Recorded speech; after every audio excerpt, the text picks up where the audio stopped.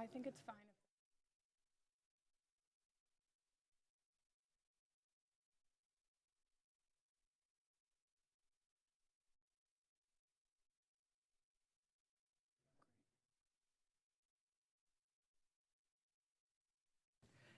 Good morning. I'd like to call this meeting of the House Energy Committee to order. It is 10:01 a.m. Nick, will you please call the roll? Chair Fiedler, Here, Representative Boyd, on leave, Representative Brown, on leave, Representative Serrato, Here. Representative Davidson, on leave, Representative Donahue, on leave, Representative Friel, on leave, Representative Giral, Here. Representative Inglis, on leave, Representative McAndrew, on leave, Representative Pielli, on leave, Representative Rusnak, online, Representative Steele, online, Representative Venkat, on leave. Chair Causer, Here. Representative Armanini, Online. Representative Barton, Representative Cook, On leave. Representative Ham, On leave. Representative Kale,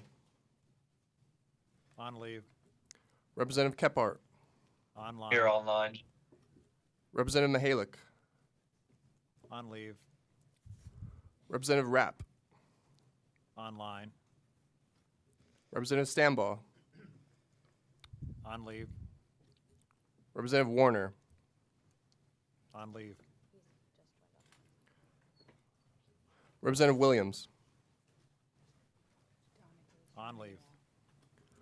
Attendance is recorded. Proceed, Madam Chair.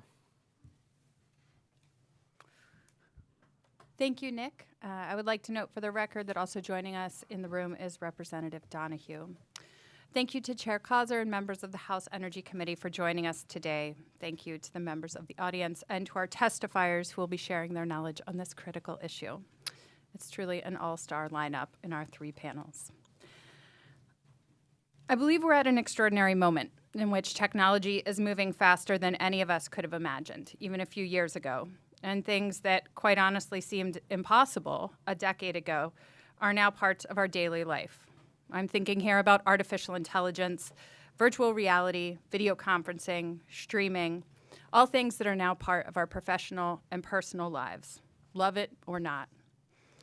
We're using more energy than we were decades ago, and now data centers are being talked about as developed to power it all. Data centers bring jobs, they bring tax revenue, and other economic benefits. We know at the same time from experts that they also demand massive amounts of energy.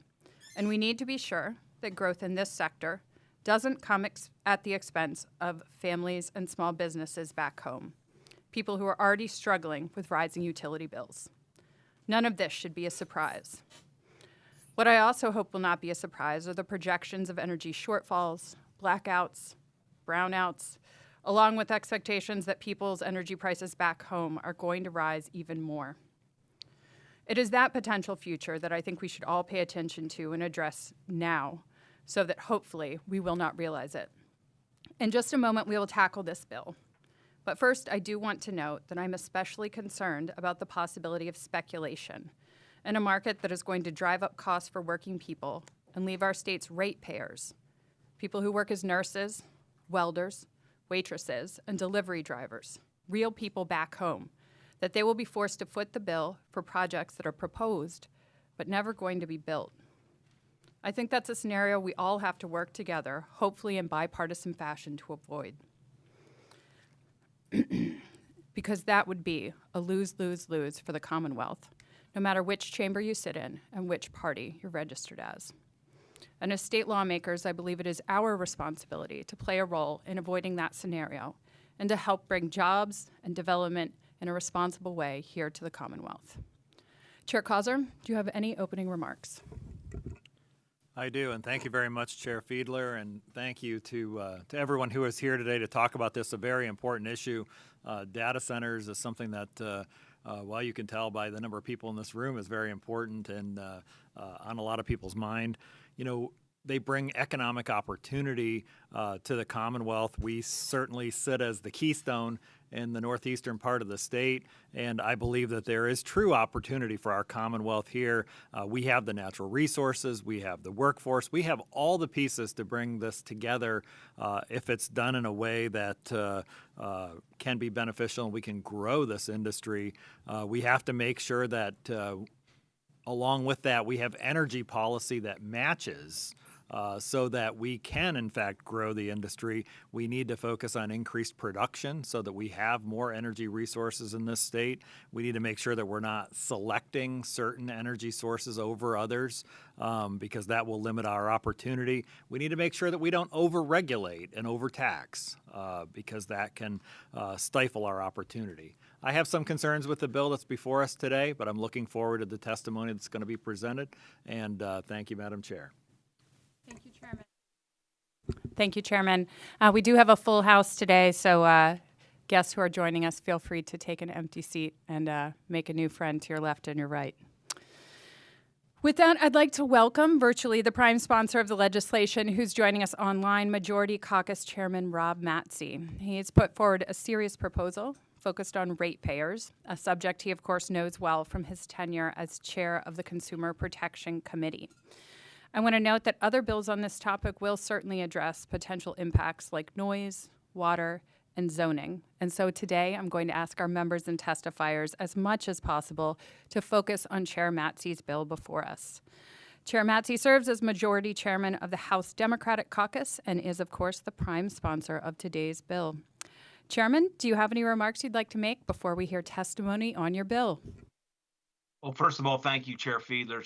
Thank you, Chair Causer, and the members for your participation. I know you have a robust panel today. My comments will be brief. In a nutshell, this is something we started looking at last session when I was the chair of Consumer Protection, Technology, and Utilities. And at that particular time, we thought that the consumer aspect of it would be first and foremost, and then we would just roll it into potentially an omnibus bill or several pieces of legislation. Fast forward to this term, I'm no longer the chairman, but still had put the time and effort into trying to come up with some policies that we believe that make the most sense as it pertains to protecting consumers. Look, data centers are coming. We support the data centers. I personally support data centers. We have several locations in my district and in my region that are being looked at as potential sites. Everyone's talked about Homer City, but in Beaver County, Bruce Mansfield, they retired coal-fired plants in the process of converting to gas themselves.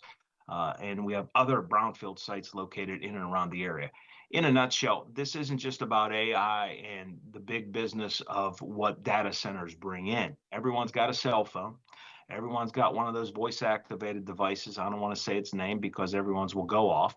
And they like them and they want them. So the reality is for those to happen without buffering, data centers and more of them will continue to be constructed.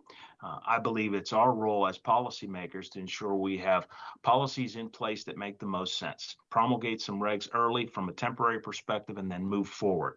I'm looking forward to hearing the testimony today, but I can tell you that in the conversations that I've had with many folks that are looking to come into Pennsylvania and build and construct, they want to be good partners. They want to be good corporate citizens. They want to come in and they want to make sure that whatever they do from the perspective of the properties that they select to build these data centers, that they want to make sure that they have the least amount effect on consumers. So we want to make sure that we have rules and regs in place. And I agree with Chair Causer. We don't want to overregulate anything. We want to make sure we have a precise piece of legislation. This is the start. This testimony, obviously, that will be taken today will be taken into consideration as we move forward the legislative process. And hopefully we can come up with a legislation that can come to the floor and we can get unanimous support for. So again, I thank you, Chair Fiedler, Chair Causer, members of the committee, and all the stakeholders that are participating today. I look forward to hearing everyone's testimony.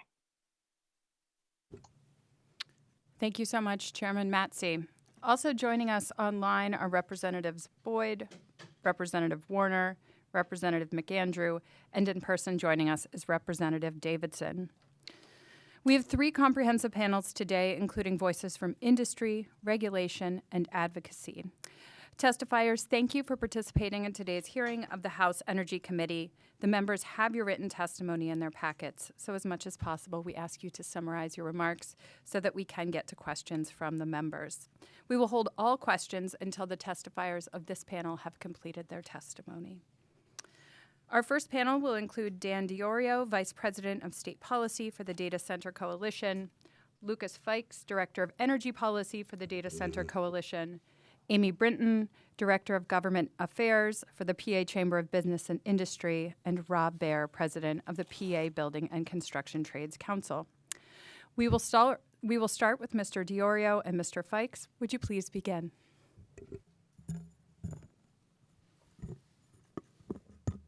Can you hear me okay? Excellent. Thank you, Chair Fiedler and Chair Causer. My name is Dan Diorio. I'm Vice President of State Policy for the Data Center Coalition, or DCC. DCC is the National Membership Association for the Data Center Industry. Our membership includes leading data center owners and operators, as well as companies that lease large amounts of data center capacity. With me is Lucas Fikes, DCC's Director of Energy Policy. Lucas leads all of our regulatory interventions throughout the country, and he can help answer technical questions on those interventions, many of the provisions of HB 1834 address. Today, there's unprecedented demand for the digital services that have become central to our daily lives and our modern economy. Everything from the way we work and learn to how we buy groceries, bank, and even access medical care now occurs online. With an average of 21 connected devices per household, the role of data centers is expected to grow as consumers and businesses generate twice as much data in the next 5 years as they did over the past 10. When you think about those 21 connected devices, it's laptops, it's phones, but it's now watches, it's televisions, it's lights, your smart thermostats, your Ring doorbells, and in many cases, even appliances are connected to Wi-Fi as well. This growth is driven by the widespread adoption of cloud services, the proliferation of those connected devices, and the rapid scaling of advanced technologies like generative AI, which alone could add between 2.6 trillion and 4.4 trillion in economic value. These essential services and cutting-edge technologies drive our 21st century economy. They enhance our quality of life, and they ensure that our homes, businesses, schools, hospitals, manufacturing facilities, and government units operate smoothly and efficiently. Most importantly, digital infrastructure is a critical component of the United States' global competitiveness and ensuring that Pennsylvania's data is safe and secure domestically. By prioritizing investments in local communities, data centers catalyze supply chain and service ecosystems, creating jobs for thousands of construction professionals as facilities are built, and providing quality high-wage jobs during operations. Every data center comes with years of reliable support for local economies by promoting job creation at restaurants, hotels, car rental agencies, fiber and HVAC installers, steel fabricators, advanced manufacturing facilities, and many others. In fact, for every 1 job in a data center, 6 jobs are supported elsewhere in the economy nationally. According to a recent PwC report, Pennsylvania's data center industry supported 99,150 jobs total in 2023, including direct, indirect, and induced deployment, contributed $8.35 billion in labor income, a cumulative $27.69 to Pennsylvania's GDP, and $2.62 billion in state and local tax revenues. I'm here today to express concern over many of the provisions of HB 1834. And our chief areas of concern are 1, the legislation usurps the necessary authority, flexibility, and discretion given to the Public Utilities Commission to authorize and design utility rates in accordance with key principles that have guided rate-making policies for over 100 years, including non-discrimination, cost causation, limiting cross-subsidization, and transparency. The Commission is best positioned to ensure appropriate cost allocation, given the complex and highly technical nature of utility cost allocation and rate design. The highly technical nature requires detailed analysis to be fully understood, and the Commission can best ensure this through public proceedings that are evidence-based, transparent, carefully considered, and open to stakeholder participation. Second, HB 1834 imposes disparate treatment on the data center industry without verifiable cost-based reasoning. We've just come out of about 2 decades of relatively flat electricity load growth, and now we are seeing electricity load growth increase due to a variety of factors, including data centers and digital infrastructure, but also advanced manufacturing, electrification of vehicles, homes, businesses, and industries, and emerging hydrogen utilization. And a recent study out of Virginia, which is the Joint Legislative Audit and Review Commission, found that data centers are paying for their full cost of service for electricity. A similar study out of Arizona, another large data center market, found that data centers are paying for their full cost of service. As we continue to tackle these new areas of load growth, it's important that policies are durable long-term and they do not single out one industry or one end use. And as the data center industry, we are fully committed to paying our full cost of service for electricity. Additionally, data center-driven load growth definitely has an opportunity to generate significant new revenues for electric utilities, and those revenues create downward pressure on the rates that all customers pay, which was recently noted by utilities such as PPL during the April en Bach hearing held by the PUC. Lastly, I'd point out that HB 1834 does not address, I think, perhaps an information gap here, which is that data centers are highly efficient facilities. By aggregating our processing and storing needs, their data centers are able to leverage economies of scale to achieve efficiencies. Between 2010 and 2018, energy use from data centers rose only 6%, while computing and processing output rose 550%. So by utilizing economies of scale, this is a far more efficient way of doing the processing, storing that we need. Data centers use resources wisely. Energy costs can be between 40 to 60% of the total overall cost for a data center, which creates a built-in incentive for data centers to be as energy efficient as possible. They facilitate economy-wide efficiencies for consumers and businesses, including our smart thermostats, grid-enhancing technologies, and other technologies that help to advance our efficiency goals. Lastly, data centers are fully committed to the clean energy transition. Half of all corporate clean energy purchases in 2024 were from data center companies. And from February to July of 2025, 84% of clean energy purchases were from technology and web services companies, data center companies. We do have strong concerns that 1834 could have a chilling effect on the burgeoning PA market, and by creating regulatory uncertainty for data center companies poised to invest billions of dollars in the Commonwealth. We understand the underlying concerns of the bill, and we're committed to being an engaged stakeholder with legislators, regulators, utilities, and others in the Commonwealth. We stand ready to be a resource for the committee, for the legislature, and for others to help guide policy discussions that keep Pennsylvania a competitive marketplace for data center development. I thank you for your time today, and I'm happy to answer any questions. Thank you very much for your testimony and for being here. Next, we'll welcome Ms. Brinton. You may begin when ready. Thank you, Chair Fiedler, Chair Causer, members of the House Energy Committee. Thank you for the opportunity to speak before you today. My name is Amy Brinton, Director of Government Affairs for the Pennsylvania Chamber of Business and Industry, the largest broad-based business advocacy organization in the Commonwealth. Our nearly 10,000 members of all sizes, all commercial and industrial sectors, and include companies involved in all aspects of the technology and energy industries and beyond. And in fact, many of whom you'll hear from today are also chamber members. So for that reason, I am going to speak to data centers on a more general perspective. Pennsylvania has always been a leader in industrial innovation, from steel to energy to manufacturing. Hosting modern data centers is the next chapter in that legacy. When sited responsibly, data centers bring economic and technological revitalization to communities. We have long been a cornerstone of American industrial progress, again, serving as the keystone of the nation's energy, manufacturing, and technology sectors. Historically, our coal-fired generation powered our economy, delivering affordable, reliable electricity that fueled growth well beyond the Industrial Revolution. However, over the past 2 decades, our energy landscape has seen a dramatic transformation with the rise of natural gas, particularly from Marcellus Shale, reshaping our energy mix and positioning us as the top exporter of electricity, the second largest natural gas producer, and third largest energy producer in the country. As we transition to a new era defined by digital infrastructure, Pennsylvania is once again poised to lead. The increasing importance of data, which is now as vital as electricity or water, has created a surge in demand for data centers. With our abundant energy resources, robust infrastructure, skilled workforce, Pennsylvania is uniquely positioned to become a leader in this technological evolution. Our robust energy and water resources provide a strategic advantage in attracting next-generation digital infrastructure like data centers.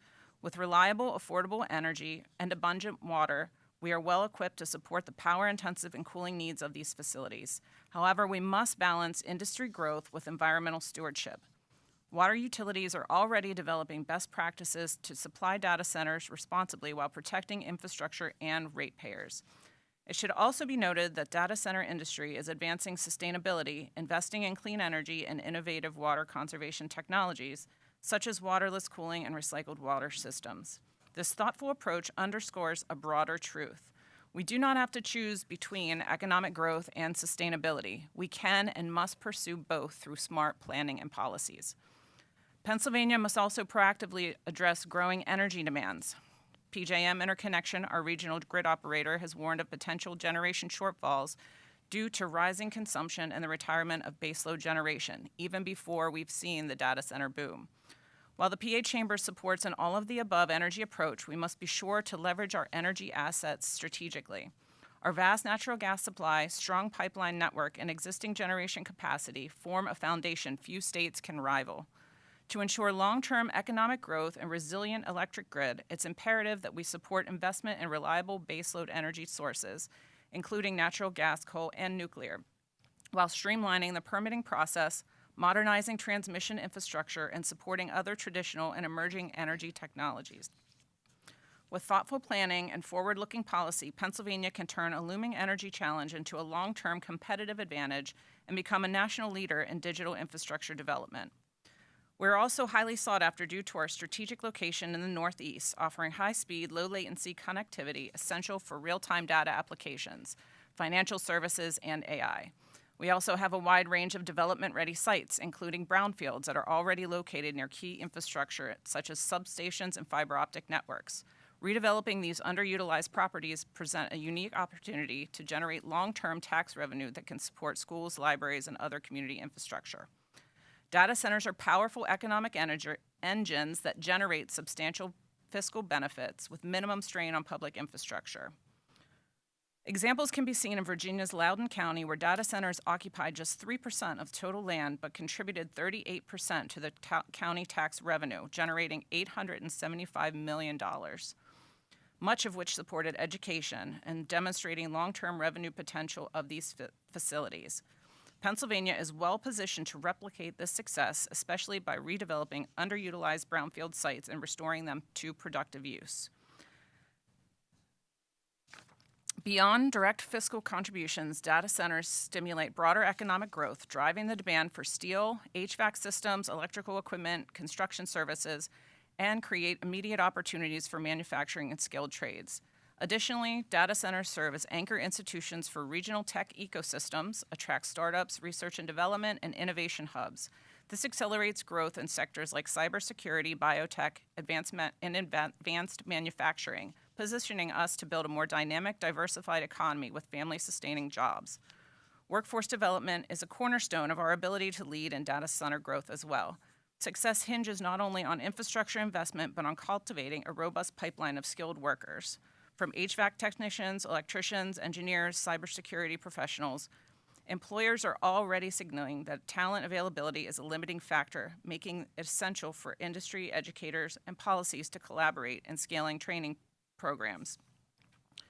Fortunately, Pennsylvania is also well positioned to meet this challenge, having a strong network of education institutions including globally recognized leaders in AI and computing science like Carnegie Mellon, hands-on technical schools such as Penn College of Technology, and continued investment in community colleges, certification programs, and apprenticeship partners will ensure Pennsylvanians are well equipped to fill the diverse and growing range of jobs created by data center development.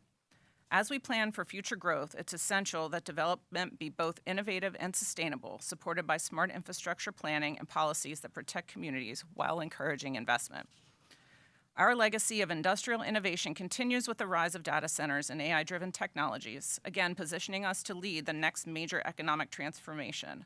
With abundant energy resources, reliable water supply, strong infrastructure, a skilled workforce, and strategic location, we have all the foundational assets needed to attract and sustain large-scale digital infrastructure investment. Realizing this potential, however, requires a clear and deliberate strategy.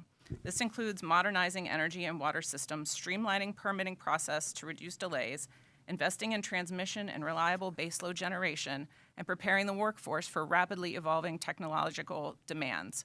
So just as Pennsylvania led past industrial revolutions, we can once again lead if we make smart policy decisions, foster strong public-private partnerships, and commit to policies that support forward-looking economic growth. Thank you for your time. I am willing to take questions at any time as well. Thank you very much for your testimony. We have one more testifier on this panel, and then we'll get to questions from members. Mr. Baer, the floor is yours. Thank you, Madam Chair, Chair Causer, for allowing me to testify today, and I'm going to be brief. If we were going to sit here and talk about all the attributes and pitfalls of data centers, we would need way more than 2 hours. But let's be clear.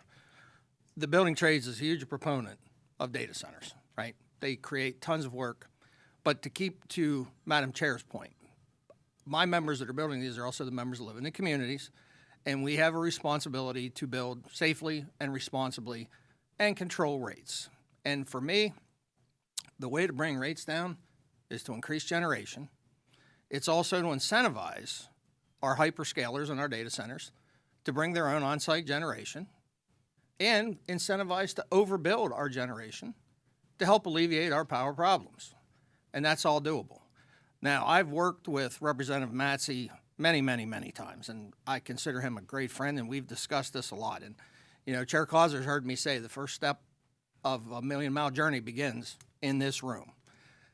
I have 1834. It's a good start. I have some concerns, and you saw them in my testimony, right? Because when we talk about mandatory green energy and things like that, we have to be cognizant of the fact that not all these data centers that we're going to be building are hyperscale. They're not all going to be on 13, 14, 1,500 acres or more. So we don't want to disincentivize people coming here. But we, as you heard me say in the past, I am a huge proponent of incentivizing responsible building, responsible construction, and having responsible corporate partners being in Pennsylvania. I truly believe, like my colleagues down here, that the PUC would probably be the best ones to help with how we're going to structure our rates.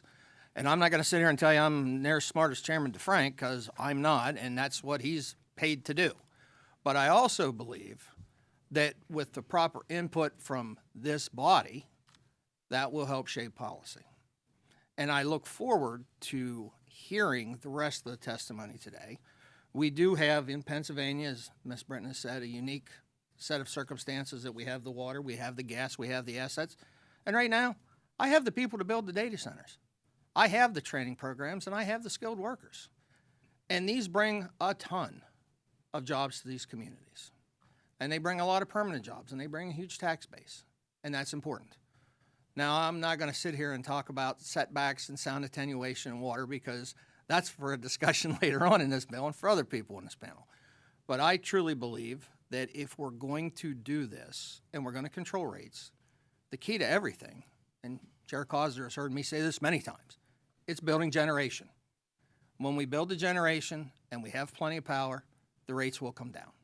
And now it becomes, do we incentivize our partners in bringing the generation? You're going to hear from the EDCs here. I know you're going to hear from the PUC. Very good friend of mine sitting back there, and I can't wait to hear what Pat Cicero has to say, because Patrick and I can have debates for hours on policy. But I know he brings a very unique perspective that probably me as a building trades guy wouldn't. But I think we are at a very infinite period of time here to position Pennsylvania as the leader in AI and data centers for the United States, because we have the resources. You heard Ms. Britton talk about our supply chain. We have that in Pennsylvania, right? And those manufacturing jobs continue to build our economy and build our tax bases in our communities all over. Not just, you know, we talk about Philly and the Four Collar counties where Representative Surratt is from. We talk about Allegheny County. But we have manufacturing all over Pennsylvania that's going to feed the data center development. So I look forward to continuing to work with you. I want to see our generation built out. I heard the concerns from the data center groups. I've heard the concerns from the environmentalists, the consumer advocate. I've heard the concerns from the Democrats on this committee and the Republicans on this committee. And I applaud this committee for tackling the toughest issues that we've ever had in the last 4 sessions that I've been here. It's like I never get out of this committee because everything is important for Pennsylvania, economic development-wise, is coming through here because it all comes back to one thing, energy. And we know we have a shortfall coming. And it's on us to fix this. I look forward to working with you. I look forward to taking any of your questions. And I truly believe that working together, as Chairman Matsey has said, we can build a bill that brings everybody together, incentivizes the industry to continue to come here. We look at what we did in Virginia. We had a tour down there with the governor's team and Governor Youngkin not that long ago on what they did and what we could do. And you know what I always say? Best practice. We learn from going and seeing what's been done and then making it better. And not over-regulating, but at the same time, protecting the constituents of the Commonwealth. Thank you. I'll take any of your questions when you're ready. Thank you, Mr. Baer. Thank you to all of our panelists. It's truly an honor to chair this committee and to work with Chair Causer to tackle these tough issues. It's the job, and we really appreciate everyone being here today and the members. In just a moment, we will go to members' questions. If members have questions, if you could let your executive directors know, that would be great. I will kick it off with one question, and then Chairman Causer, I will turn it to you. Mr. DiIorio, I've read and heard a lot of concerns about whether we're in sort of a moment of a speculative bubble, I read in an article, related to data center development, this idea that developers are expressing interest in multiple locations, though they only really have plans to build maybe 1 or 2 data centers, and that this speculation and soliciting bids for multiple utilities is a major problem in a couple of ways. So I'd love to get it. I am grateful that you're here, both of you, and appreciative. I do think we have a lot of work to do on this bill, so your input will be important part of that process. I'd love to hear your thoughts on that. Do you think that there is rampant speculation when it comes to data centers? Do you think that that is part of the problem? And if so, how would you like to address it? You know, what level of transparency should we be asking of serious developers that want to really be good faith partners in the Commonwealth? Thank you, Chair Fiedler. And I'll turn it over to Lucas in just one second here to talk about, I think, the key principles that we've tried to advance as an industry with regard to forecasting. And I think that's a really important part of infrastructure build-out. We need to get the forecast right so we can right-size the investment. And we have specific principles that we've tried to outline and work on throughout the country to help utilities and regulators weed out that possible speculation. What I would say is that data centers build out to serve markets and to serve demand. These projects are not necessarily sort of one-offs. There is always a need for digital infrastructure. Right now, we are not building fast enough to meet the demand curve that we are on. And so data centers are looking to build out as quickly as they can to meet that demand. And there certainly, I think, is a significant demand curve in the state of Pennsylvania. And so as data centers look to build out, they obviously are looking at different markets. But speaking from our industry and our members are the data center companies that build. They put steel in the ground. And so if they are entering a potential queue, I would estimate that they very much plan to bring that project to development. Data center construction has increased 69% year over year. That's May 2023 to May 2024. And that's steel in the ground construction, $27 billion in actual steel in the ground. So not just planned to be built. So there is certainly a need for digital infrastructure. This is infrastructure that goes into the ground. Our members very much are committed to working with utilities to ensure that they have the certainty they need on that specific project. But let me turn it over to Lucas to discuss forecasting particularly. Appreciate the opportunity to be here today. Your question really hits the nail on the head as far as what we're concerned about right now, and it really is speculation. And fundamental to that is getting load forecast right. There's a risk of over forecasting the load and having potential stranded assets, but there's also a risk of under forecasting the load where companies and data centers and other large load customers have their own stranded assets where they're not getting energy to their facilities and not able to start up, proceed with construction, proceed with interconnection, and be able to provide the valuable services they would have. So in order to make load forecasting better, we have developed, working very closely with our members, several different best practices or recommendations, which I'm happy to provide you all. The first of which is commercial readiness verification for large load additions. That is to specifically point it at reducing the amount of speculation that's in the load forecast. So a lot of this, of course, would be done by your RTOs and ISOs like PJM, but it also comes from the member utility companies as well, and also the PUC to make sure that all along the line there's transparency in those load forecasts. So with respect to commercial readiness verification, our recommendation is that for any load adjustment of 50 megawatts or greater submitted for the inclusion in a PJM forecast, that the submitting entity should demonstrate indicators of commercial viability. These indicators could include attestations to executive service agreements like ESAs or construction letters of agreement, site control, permitting progress, financial commitments. Criteria should be firm enough to exclude purely speculative additions, but not so inflexible, such as to exclude genuine proposals reaching commercial readiness. The approach mirrors the readiness criteria applied in generator interconnection processes and ensures the forecast reflects realistic development trajectories. Second, as far as best practices, is transparency in the forecast assumptions. We hear from our members, oftentimes they will submit a load forecast to the local utility, and then they have no idea what happens after that. So there should be multiple points of contact throughout the process to make sure that if those load forecasts need to be right-sized, that both the customer and the utility are engaging and collaborating in that process. So we recommend that key assumptions, data sources, and validation processes underlying both the base forecast and supplemental inputs be publicly disclosed. Doing so would enable stakeholders to engage more effectively and improve accountability in that planning process. Next would be reporting standardization across EDCs and TOs.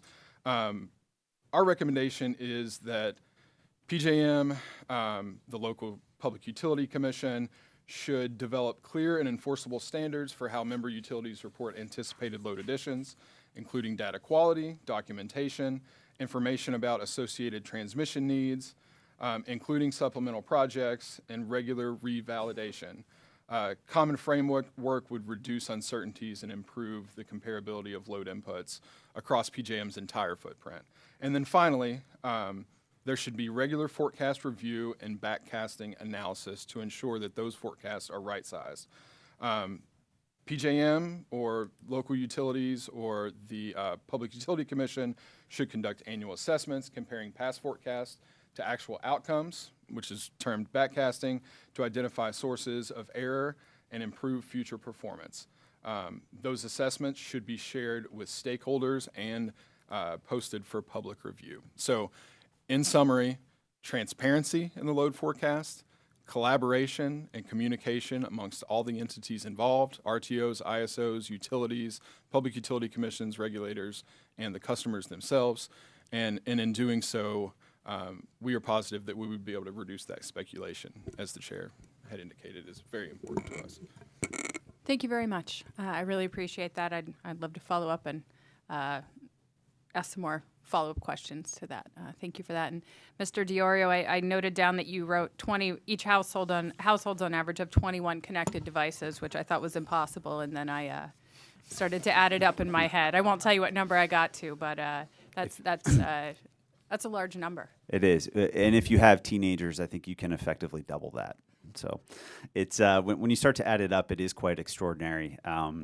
I can actually preheat my oven from here. I reside in Denver, Colorado, and I actually am a Pennsylvania native. I born and raised in Stroudsburg, Pennsylvania. I graduated Stroudsburg High School, but I can preheat my oven from here. So it's just one of those, as we see appliances and others, become more connected within our household.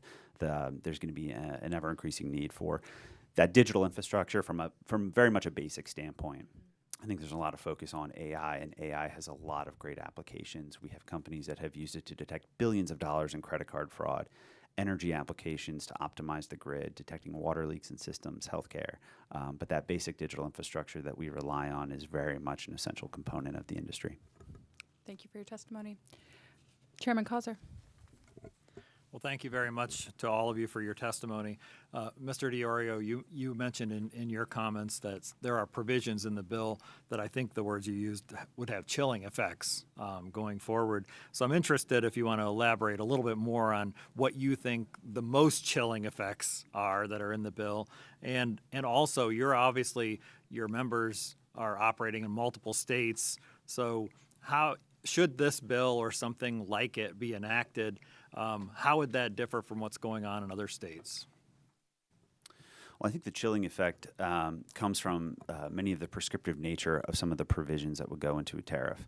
And I think that's a chief concern because this is very much not a monolithic industry. There are varieties of sizes of data center companies, of corporate structures of data center companies.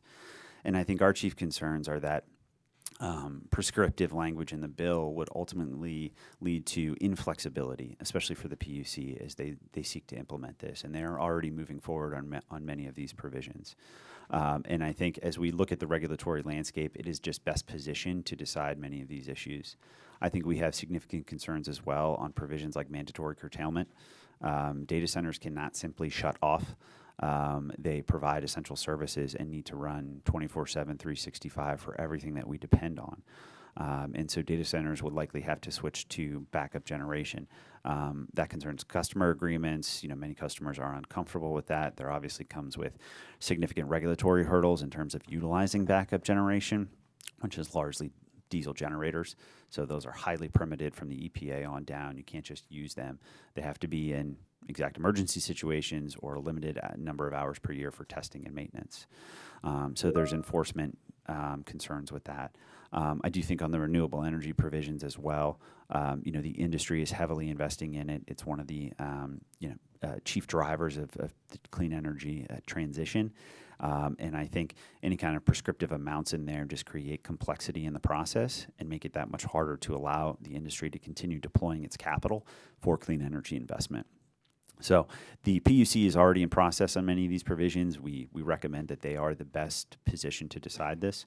And I also think that the disparate treatment of data centers in the bill is deeply concerning. As I mentioned, there are other areas of load growth that are very much on the way or coming here already. Advanced manufacturing, electrification, hydrogen utilization. Policies need to be durable, and to do that, they need to apply to load size, load threshold, all large loads. Because if not, then you're eventually kind of coming back and dealing with different industries one after the other. We very much leaned in, I think, on different tariff structures throughout the country as Lucas has been leading on, understanding that there is concerns here and we want to be a productive partner there. But fundamentally, I think it's got to be based on that load threshold so that you don't impose disparate treatment. That's long been a hallmark of our rate-making policies. We don't discriminate based on end use. And so I think the PUC should continue its good work, and I just worry that this legislation would throw uncertainty into the mix and unpredictability, which when you are deploying billions of dollars of capital, become a chief concern. And my question about comparison to other states, where would this legislation put us in relation to what other states are doing? I think it would put you in unique company right now, at least from a legislative standpoint. There is only one other state that has passed legislation like this, which is Oregon, and we have very deep concerns about what that bill did. It specifically excluded certain industries and zeroed in on data centers, even though it doesn't say data center in the bill. And we believe that's going to ultimately have a significant chilling effect on the industry investment in Oregon, which actually does have a pretty robust industry to begin with. And so this would put Pennsylvania, I think, in unique company. We have seen other regulatory bodies pursue tariffs and rate structures, many of which we have been a party to as DCC. And we believe that, and in many of those instances, we have worked very collaboratively on those provisions to achieve the best outcome. First and foremost, which is applying this to large loads. And I think there's a lot of avenues for collaboration there, and should be done in the regulatory arena. We certainly don't want to be Oregon. So, I suspect you wouldn't. I wouldn't recommend it. Thank you, Mr. Chairman. And I do anticipate we will hear more about some of the policies in place and proposed in other states from future testifiers as well. So thank you for your responses. I want to note that joining us online also are Representatives Stambaugh, Venkat, and Rep. Kyle Mullins. We'll go to member questions now, and we will start with Representative Giral. Thank you, Madam Chair. I just want to thank the panel for their testimony. My question is for Mr. Blair. You mentioned that as we sit here today, data centers will need additional gas-fired baseload generation, but in the near future, we will be discussing SMRs. Given the estimated 5-year wait time to acquire gas turbines, do you think it's prudent for the Commonwealth to commit to gas generation? Why not just build more carbon-light nuclear plants? So to that point, right now it's about 36 months for your turbines, give or take, because of what we're building now. 36. But GE has committed to ramping that up. And I do believe in the short term, we do need to invest in gas-fired generation. And the reason I say that, and I know you have an SMR bill, and you saw in my testimony that we should be not just looking today, but we should be looking 5-10 years down the road. We know that Westinghouse committed to 10 AP1000s. We know GE and Mitsubishi is committed to deployment of SMRs by 2030. But what I have not seen is I have not seen any substantial movement on who's going to be a licensed operator, who's going to work with the NRC, what siting and permitting we have. Look, I would love to have Amazon come in and say, I'm going to spend $12 billion and build you a baseload nuclear. But they're still going to have to partner up with somebody. So if we're waiting for that, we're going to be behind the curve. So investing in gas-fired generation now also alleviates a ton of the problems that you heard my colleague talk about.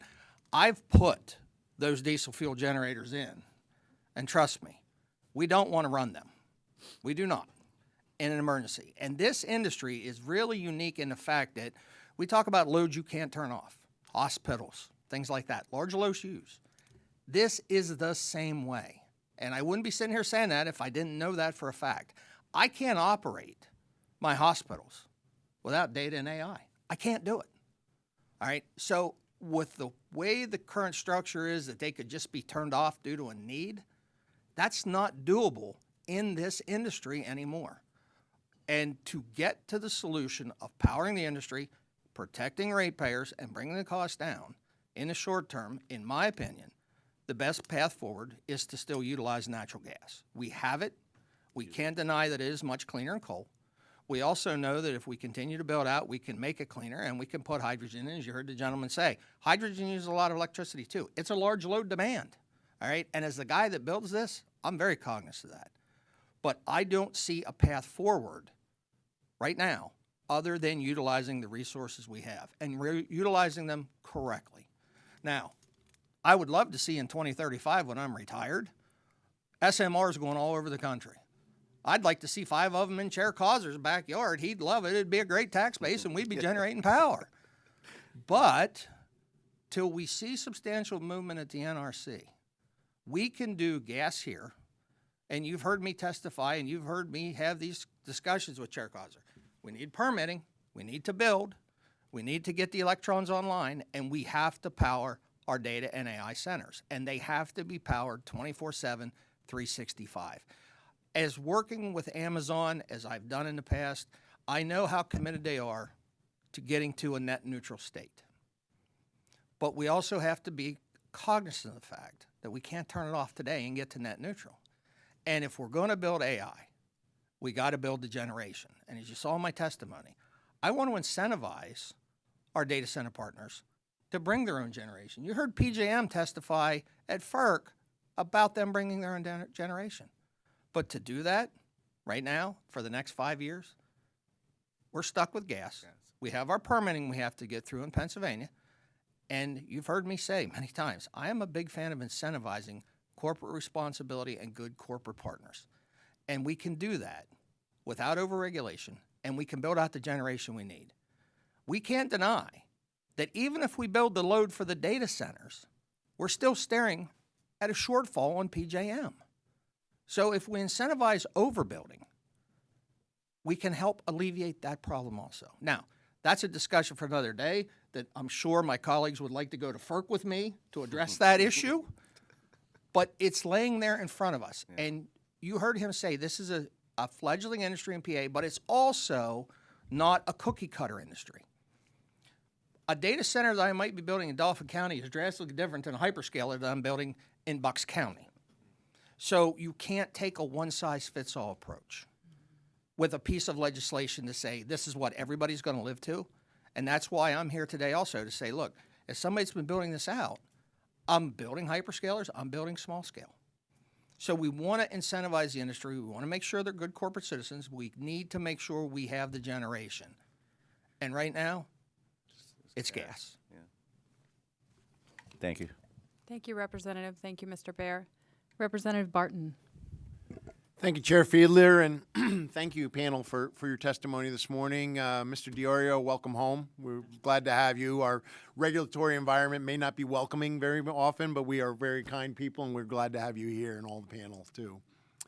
Mr. Baer, your comments on building and building safely and quality, I respect that completely, and likewise, I appreciate your concerns for needing to do it correctly and embracing our energy as well.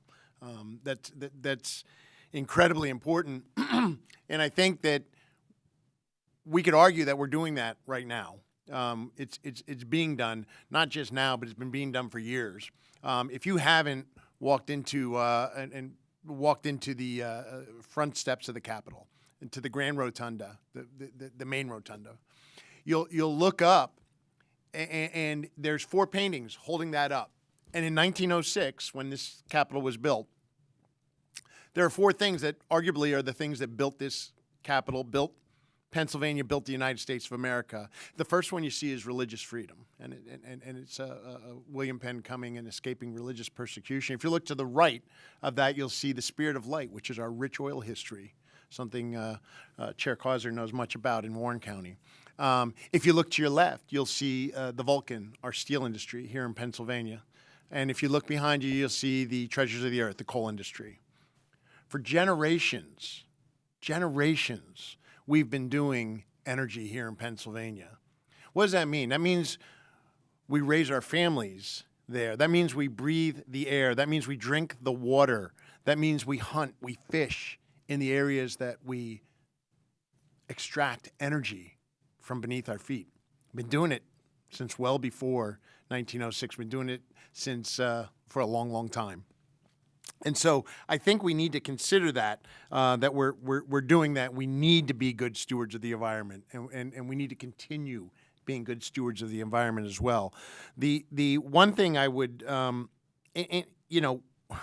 why come to Pennsylvania? Why are we coming to Pennsylvania? Why did Senator McCormick have an energy summit in Pittsburgh? Why did President Trump come to Pittsburgh, Pennsylvania for an energy summit?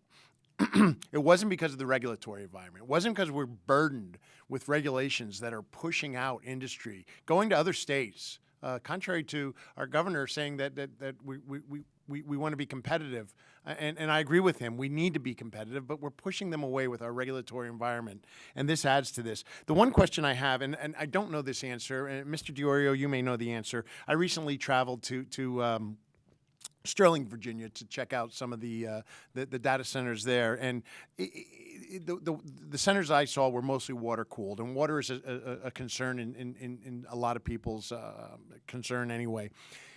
Is Pennsylvania not just the energy portion, but does Pennsylvania welcome data centers because of an air cooling potential? Is that something that's I certainly think so.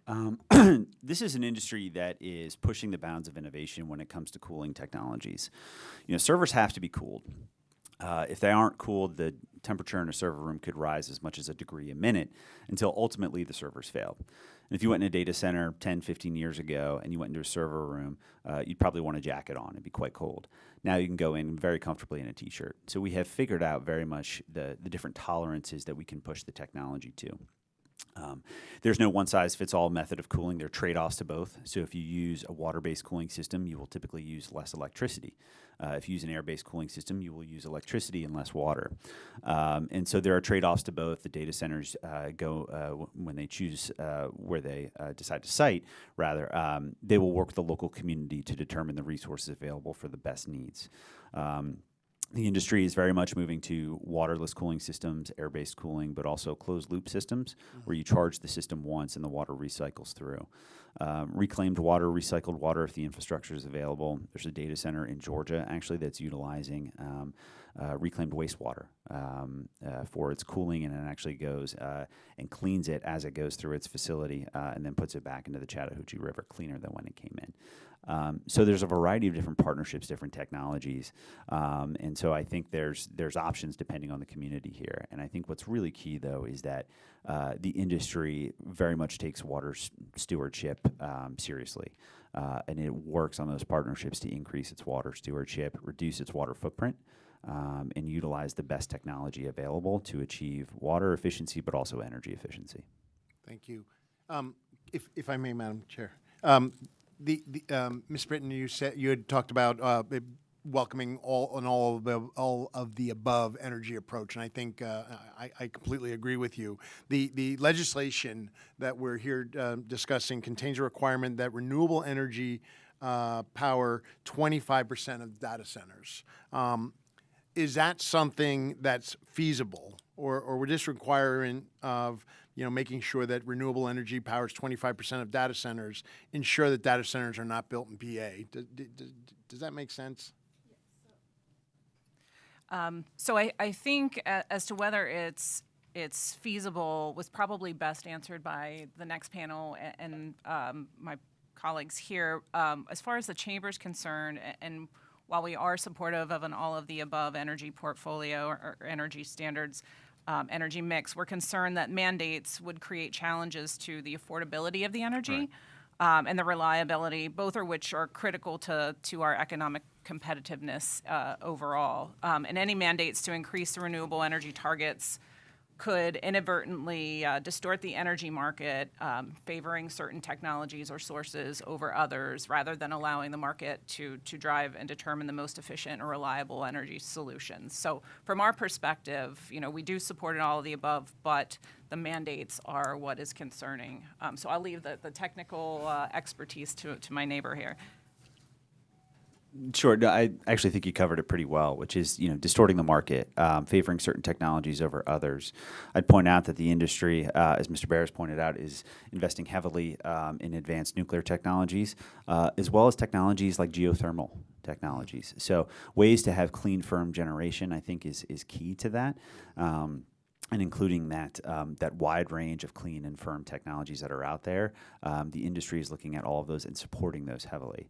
And if I may add one other point on the water question, since you went to Virginia, 83% of data centers in Virginia use as much, if not less, water than a large office building. And so putting it in comparison to very similar sized buildings, typical uses, I think really shows the water efficiency the industry has achieved. Thank you. Can I answer your question too, Representative Barton? Of course. You saw in my testimony I had concerns about the 25% mandate. Mine goes to the fact that, one, if we're going to mandate that, you heard me say these aren't all cookie cutter. So, a small scale data center is still a large load use. He doesn't have the ground. My concern also, and this is probably a discussion for another day, but I've had this with Chair Causer, you could just go buy your credits on AEPS and meet that mandate. But we all know that buying on AEPS is going to drive cost up for consumers too. And from my point of view, from my side of the table, I don't want you buying credits in North Carolina when I'm not building it here, right? That's a problem for the building trades, and it has been for a long time. Now, I think incentivizing our industry to do green where they can and build out. You've heard me testify. I'm a fan of solar. Don't get me wrong, I am. And when you have the ground, if I have a hyperscaler that bought 1,700 acres, and they want to give me 500 acres to put solar on to help offset their large load in the middle of the summer for their cooling, especially if we're doing dry side cooling, I'm all in favor of it. But I don't want to put a hurdle in that's going to stop a data center, maybe a small one in Warren County or in your area, where they don't have the ground, they don't have the ability to meet that, and the only way they could do it would be buy it. And that's really defeating the purpose of this also. So that was my concern from the building trades. And can I just one thing that I just wanted to add quickly, and the next panel will speak more specifically to it.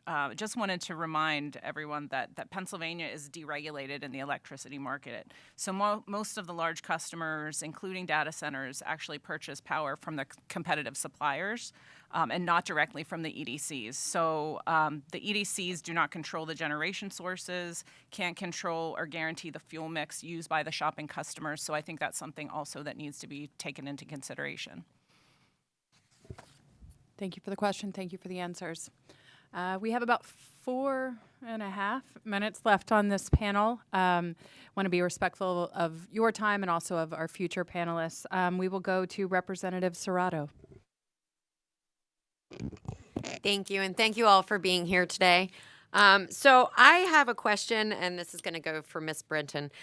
In your testimony, you said that there's some of the concern is the workforce may not be available in Pennsylvania, and we have heard that a lot of the data centers like to bring their own workforce from out of state. I know that Chair Fiedler, Rep. Donahue, and I are working on a responsible contracting legislation when it comes to constructing these sites. My question is the PA Chamber going to be supportive of measures that would require that the labor be used from Pennsylvania workers in order to keep our economy thriving here and not outsourcing that labor to other states? Something we would have to actually see the legislation to, the devil's in the details. I actually also do not cover the workforce portfolio as part of the chamber, so I would also punt the question respectively to my colleague, Aaron Riegelman. I'm happy to connect you to him, and even Alex Halper, who does our labor policy as well. So happy to tag team and work with you to figure out if there is some sort of consensus that we can help with. Thank you. I'd love the follow-up. Representative, and Chair, may I respond as well? I have not heard, I think, of many instances of data centers utilizing an out-of-state workforce. I do think there are a couple key considerations or things that I'd like to point out, which is that the industry very much depends on the skilled trades. We need electricians, plumbers, pipe fitters, steam fitters, HVAC. We need it all. I think we are fortunate to have a close relationship with organized labor because we rely on their members to build our facilities. But importantly, we rely on their members to service our facilities once they're up and operational. We need local electricians. We need those local HVAC technicians to be in the community, to work at that data center probably every day, fixing some component, ensuring it's optimized. So we depend on a local workforce. Data centers invest in workforce development programs, especially to create pathways and less traditional four-year college pathways, where you can have certificate programs come out and make anywhere from about 65, 75, just based on the positions that I've seen here, up to six figures, depending right out of these programs. So there are significant workforce development pathways that the industry is investing in, and also working with organized labor on apprenticeship programs, helping labor get the number right size as well, so they have those that workforce available too. Thank you. And to your point, Senator Robinson is running a sponsorship memo right now over in the Senate that addresses a ton of those issues that we supported, and it has protections in there that if you couldn't fill it with PA workers and you had to bring people in, there's a mechanism in there for putting money back into workforce investment training in Pennsylvania if we have to do that. So I'll share that with you. I didn't know if you knew that was out there, but we've worked with him on that bill also. And I think it really addresses the workforce development issue with what we see coming, because we have a two-prong here. You have data centers, but we also have generation, right? We're not building one without the other. We need a lot of workers, and what's coming can be somewhat terrifying. You start talking about deploying baseload AP1000s, you're talking 7, 8, 10,000 permanent nuclear workers needed when we start that. We need people to run SMRs. We need people to build the data centers. We need people to build the generation. And I would say to Ms. Britton, I've worked with Alex and Luke closely on workforce and economic development. It's very rare that you see the president of the chamber and the president of the building trade sitting down having lunch and a beer, but we do it quite often because we both have those same concerns. Thank you. Wonderful. Thank you all. Mr. DiOrio, you mentioned something in response to that question. I just want to make sure I caught it. I know there's a lot going on. You were responding, and I don't want to put words in your mouth, but the question was about whether workers from other states are commonly used to do the construction of these projects. And were you saying that is not something that occurs frequently, or could you just clarify that so that we are all clear on what you were saying, please? Sure. Yeah, I mean, I think it's not that I think data center companies deliberately bring workers out of state to work in the state. If there's a shortage of workers, obviously there are mechanisms to do that. What we have seen as well is that in certain states where projects may be stalled for different policy considerations, that we have seen workers then move to neighboring states that have increasing numbers of development. I can tell you in a state like Illinois, there's a certain policy consideration on the data privacy side that's stalling data center development. And we have seen members of Illinois organized labor go to places like Indiana, Wisconsin, Iowa, where projects are being built because there's a need for workforce there. Thank you for clarifying. I appreciate that. We are 1 minute over, but I am going to go to Rep. Armanini, who's online, or Rep. Kephart, rather. I'm sorry, Rep. Kephart, for his question, and then members who had questions but we weren't able to get to will get you in for questions on panel 2. So Rep. Kephart online, you may ask your question. Thank you, Madam Chair. I appreciate you letting me go here. This is for the Data Center Coalition. First, I invite you to come to the 73rd District. I would be happy to help you find a spot here. If you want to come here, more than happy to help you out there. But I want to go back to, I agree with Mr. Baer. The answer here is to supply more energy to the grid to combat rising energy prices, not just blame those who want to invest in PA as a scapegoat. We have all the energy we need right here in PA. That's jobs and revenue too, and workers it's great for all of the above here. So, and if you want to get cheaper energy, I'd get rid of the mandates and overhanging RGGI and enact real deemed approved permitting reform and let businesses deliver. But my question for you is, these data centers are built in Ohio and West Virginia. If this bill would, scare them out or so, wouldn't that affect people in Pennsylvania as well? Since we were on PGM2, the bill isn't going to be able to regulate those states, I don't believe, unless it has a special extraterritoriality provision I don't know about, that would not be constitutional anyhow. But is that a concern as well? Well, I do certainly think that is true. It is a regional grid. And so if data centers are locating in other states, the Commonwealth of Pennsylvania would not be able to regulate those. So I think it is all the more reason for Pennsylvania to stay competitive and to have that data center development here at home, and especially for the purposes and latency needs of the people of Pennsylvania, and just the economic benefits that the industry brings in. Okay, thank you. Thank you for the question. Thank you for your answer. Thank you to all of our Panel 1 members. We appreciate your testimony, and we will certainly be in touch. Thank you. I do want to note also joining us here is Representative Twardzik in the audience. Panel 2, you may take your seats when you're ready.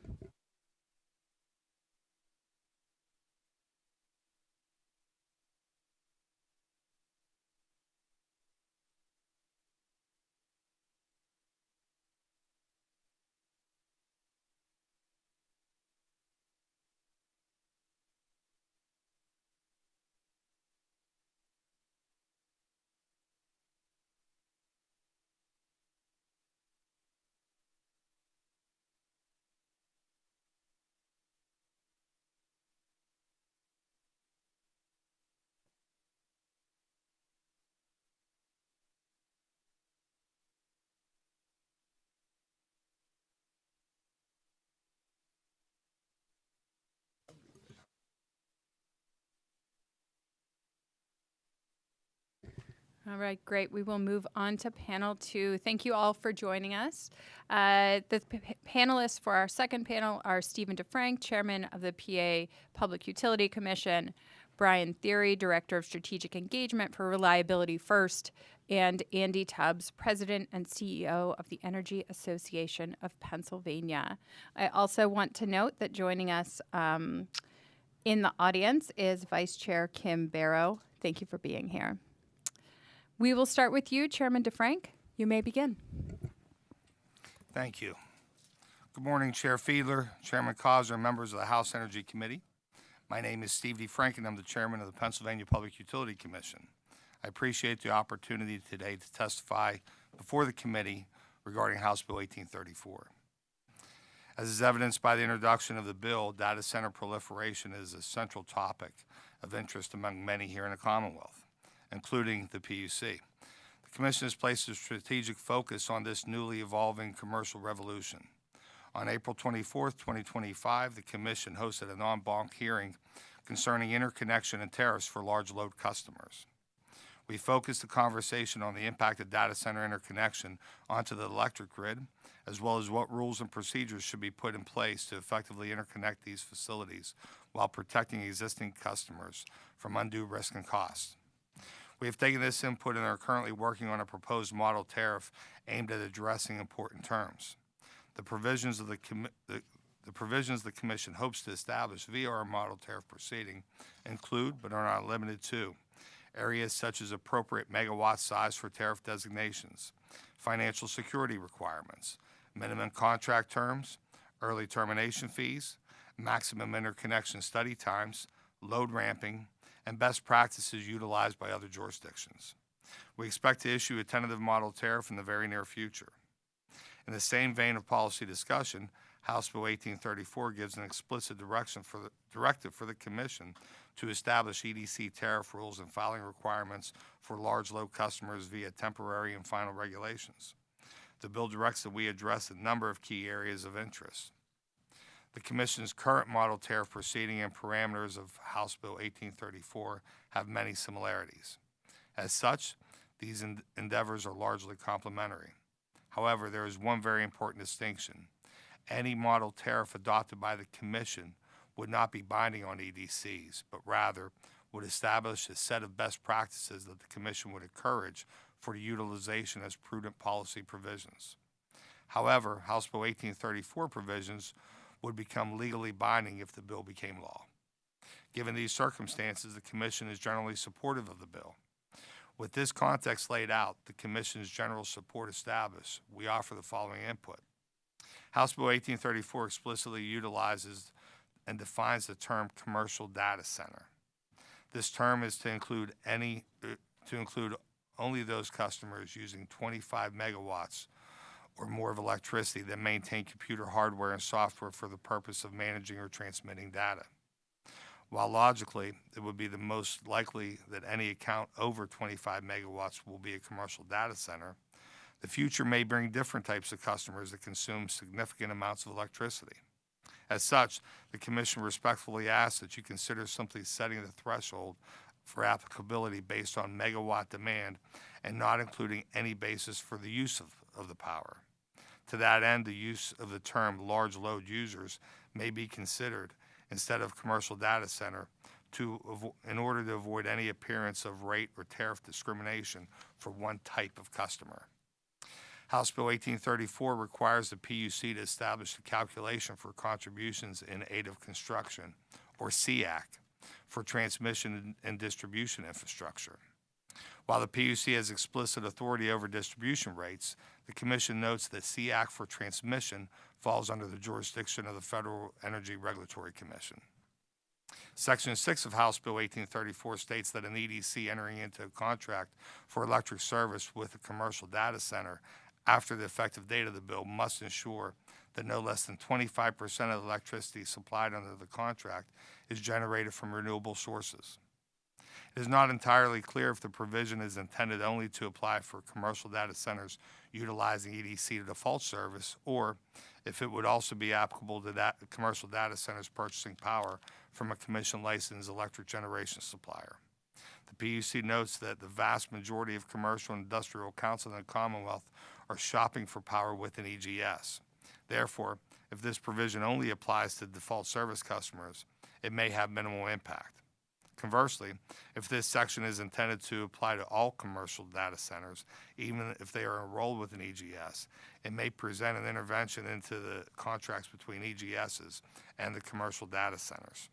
Finally, this 25% requirement may be perceived to be an obstacle for data center investment in the Commonwealth. Applying a prescriptive power purchasing requirement in a time when every watt of electricity is in demand may induce data center developers to invest in other jurisdictions where they have more flexibility. In essence, allowing the commercial data center to be as flexible as possible in their power procurement is important to foster an attractive environment for data center investment. Furthermore, and even more importantly, allowing such flexibility will help maintain reliability in the short and medium term. I commend the sponsor of the legislation for proposing House Bill 1834 and the committee for holding this important hearing today. These are extraordinary times in the energy sector. I'm confident that with prudent planning, large load customers such as data centers can be integrated into the electric grid in a manner that benefits utility customers, local municipalities, and Pennsylvania as a whole. Mandating that the Commission establish uniform and binding rules for large load interconnection will help to mitigate excessive competition among utilities and a potential race to the bottom. Thank you for the invitation to testify today, and I look forward to answering any of your questions. Thank you. Thank you, Mr. DeFrank. I have many questions, but I will hold them all. But we will get to those from members as well. Thank you. Next, Mr. Thierry, the floor is yours. Good morning. Thank you.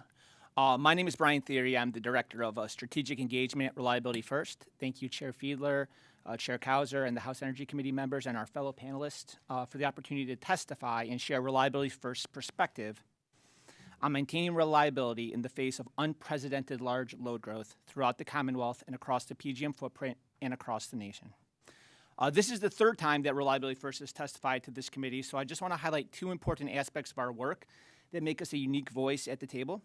First, we're one of 6 regional entities working with NERC to address reliability challenges across the continent. NERC has a large body of technical work, including its assessments and committees that we are happy to share with you today. My testimony included a lot of information on their large load task force, the guidelines, and the recommendations coming from there. Secondly, Reliability First serves as an independent, objective technical resource. Our role in this discussion is to provide technical reliability-related information based on our expertise. Our statements are not intended and should not be interpreted as advocating for a specific position or outcome. My opening remarks will focus on 3 grid reliability challenges that need to be addressed as we integrate large loads, specifically data center loads, onto the grid. The last panel talked about this at length, but I'm going to talk a little bit about load forecasting. Load forecasting has always been a key assumption in maintaining the reliability of the bulk electric system. It impacts planning and operational studies, and it's a key input into the NERC reports, such as the Long-Term Reliability Assessment. You may have heard of the LTRA. Forecasting load growth helps us anticipate the generation and transmission needed to move the electrons in the planning world, as the infrastructure replacements can take years, if not decades, to build.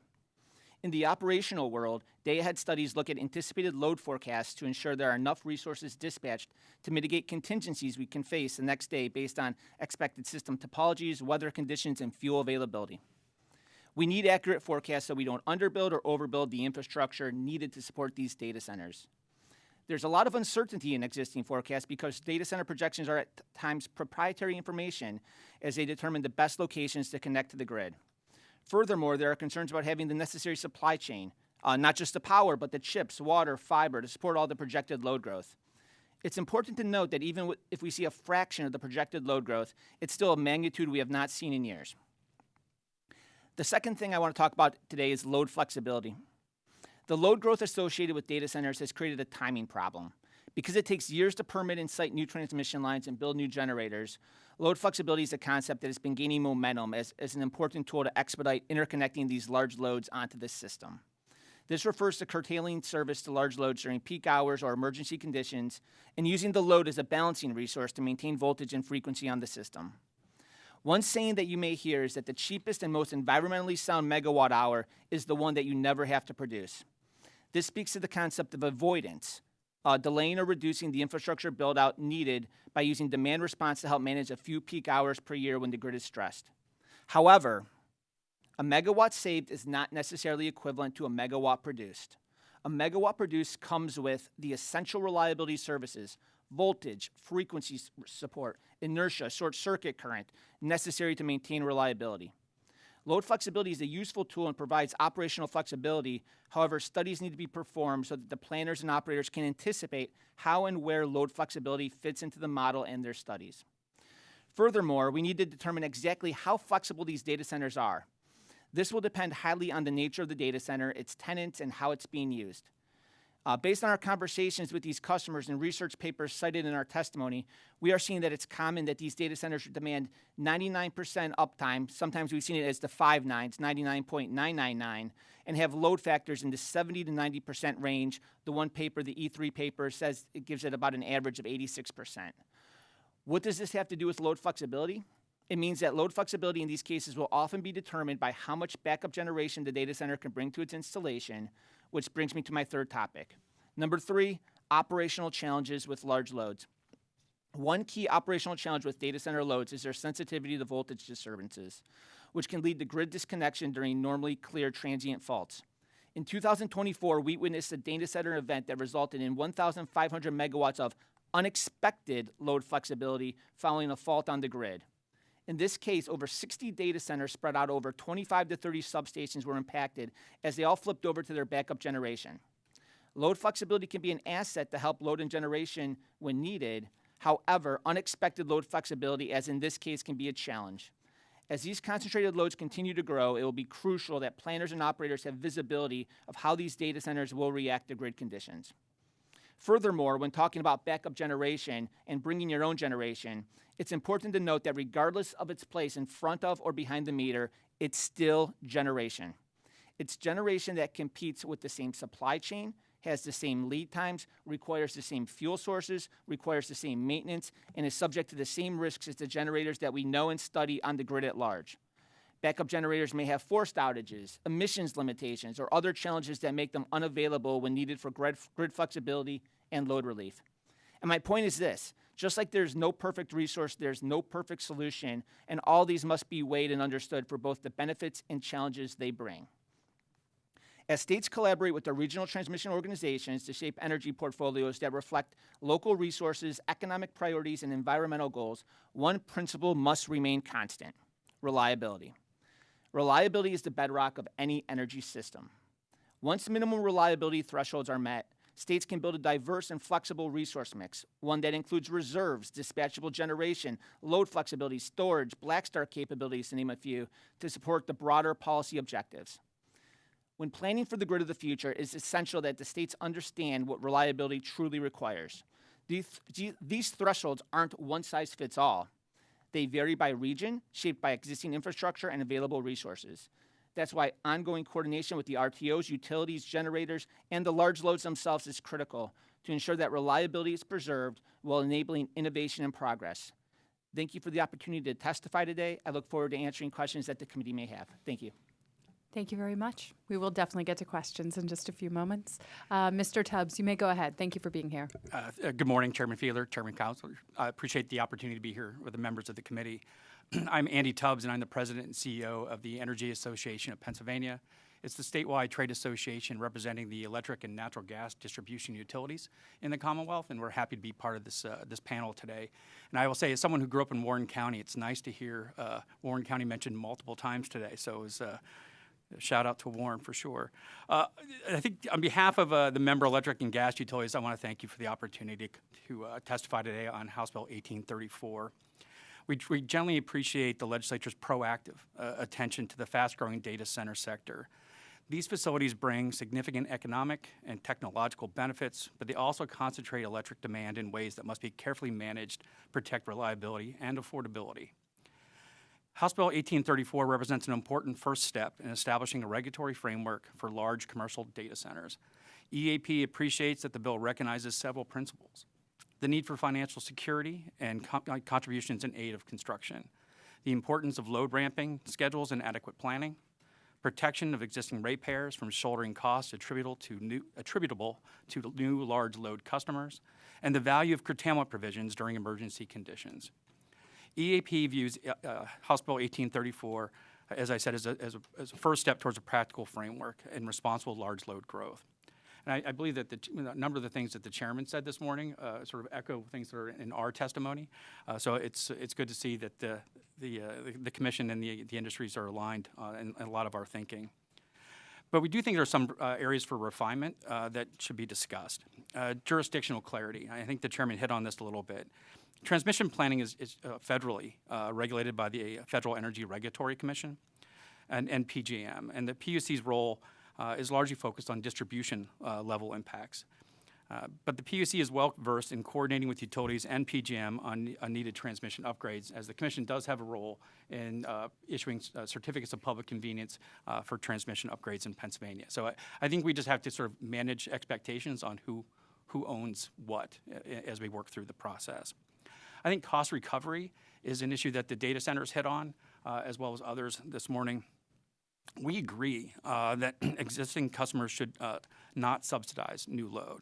But a blanket prohibition on cost recovery sort of raises issues. I think this is sort of a historical way that we do cost allocation in rate cases, is that if you have a cost that is being directly subject to a utility has direct costs that are for a particular load, the utility will recover those direct costs from that customer. But if you have benefits, if a utility upgrades a substation and or adds another circuit, and that investment will benefit other customers, there's an allocation process that some of those costs will be shared from other customers. So I think we just need to, again, sort of manage expectations and be clear. And I think the Commission has, obviously a great deal of history in working through utility rate cost allocation. I think the threshold definition, I agree with the panelist here, and I think the Commission's perspective on not necessarily a set threshold, but a megawatt on demand is a unique conversation. We looked at it at a 50 megawatt is what PJM uses, but I think the word you've heard a lot today is flexibility.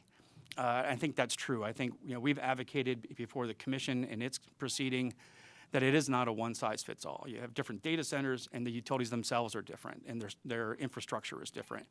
So while you may have a 50 megawatt threshold may make sense, if you have a smaller data center, even less than 25 megawatts, depending on where it wants to be located on an infrastructure of a utility, that could cause issues that would not necessarily impact other parts of the system. So I think we just need to be, again, cognizant of location, and flexibility is sort of the key. I think Amy Britton covered it for the chamber when it comes to renewables, and I think the chairman hit on it as well. In our competitive market, the EDCs don't control generation supply, and renewable obligations should rest with the data center, not the utility. PUC contract reviews must also coordinate with PJM to avoid duplication. I think I'll probably get some questions on load forecasting, and I look forward to that conversation. I know that's a topic I heard today, and I'm willing to have that conversation. I think the data centers made a lot of good points on load forecasting, and I think when they talk about identifying best practices, your utilities are doing the same thing, and that includes strong coordination with the Commission. And I will say that the Commission has a long-standing history of looking at our annual resource planning. But this year, the Commission reached out to the industry and said, hey, we need to change what we're doing. Our regulations aren't necessarily in line with where we are today because of the growth that we're seeing. And so the Commission reached out and wanted to go from 5 years of data to 10 years of data. And the industry responded. And I think we're continuing to work with the Commission. We're meeting as an industry to identify those same best practices, and we'll coordinate with the Commission. And we met with the consumer advocate just last week on these issues as well. So I think the nice thing about your EDC is that we're fully regulated now. So we're here before you. We're here to work with you, and we look forward to that opportunity. I want to echo one thing that Mr. Baer said, and if I could bottle that guy's energy, I would take it. While House Bill 1834 addresses distribution level impacts, Pennsylvania also has a broader resource adequacy challenge. A new data center and industrial loads come online. We need matching generation investment. Without it, we risk higher capacity prices and reliability pressures. That's why we support both PJM level reforms and state efforts that enable long-term contracting and potential state-authorized backup generation when needed. Taken together what I've outlined today, we believe some refinements to House Bill 1834 will result in a balanced growth, reliability, and fairness. And our members, you look ready to stand and work with the committee, the Commission, PJM, and all stakeholders to get this right. Thank you, and I look forward to the conversation this morning. Thank you very much for being here, and thank you for your testimony. Joining us online also is Representative Ingalls. I will start the first question and just sort of cut to it. Mr. Thiry, I think this is probably just best directed to you, but if anyone else would like to chime in, you're welcome. Do you believe that if enacted, House Bill 1834, the bill in front of us today, would meaningfully improve the ability of utilities to deliver reliable electric service to customers and businesses in the Commonwealth. I'm thinking a lot about those blackouts and brownouts and people back home, and that's always on my mind on this committee. And so I'd love to hear your thoughts on that. And obviously there could be some changes to this bill, but just in general, if you could answer it, and if there are specific changes you think are necessary for that to occur, for a meaningful difference, I would love to hear them. Thank you, Chair Fiedler.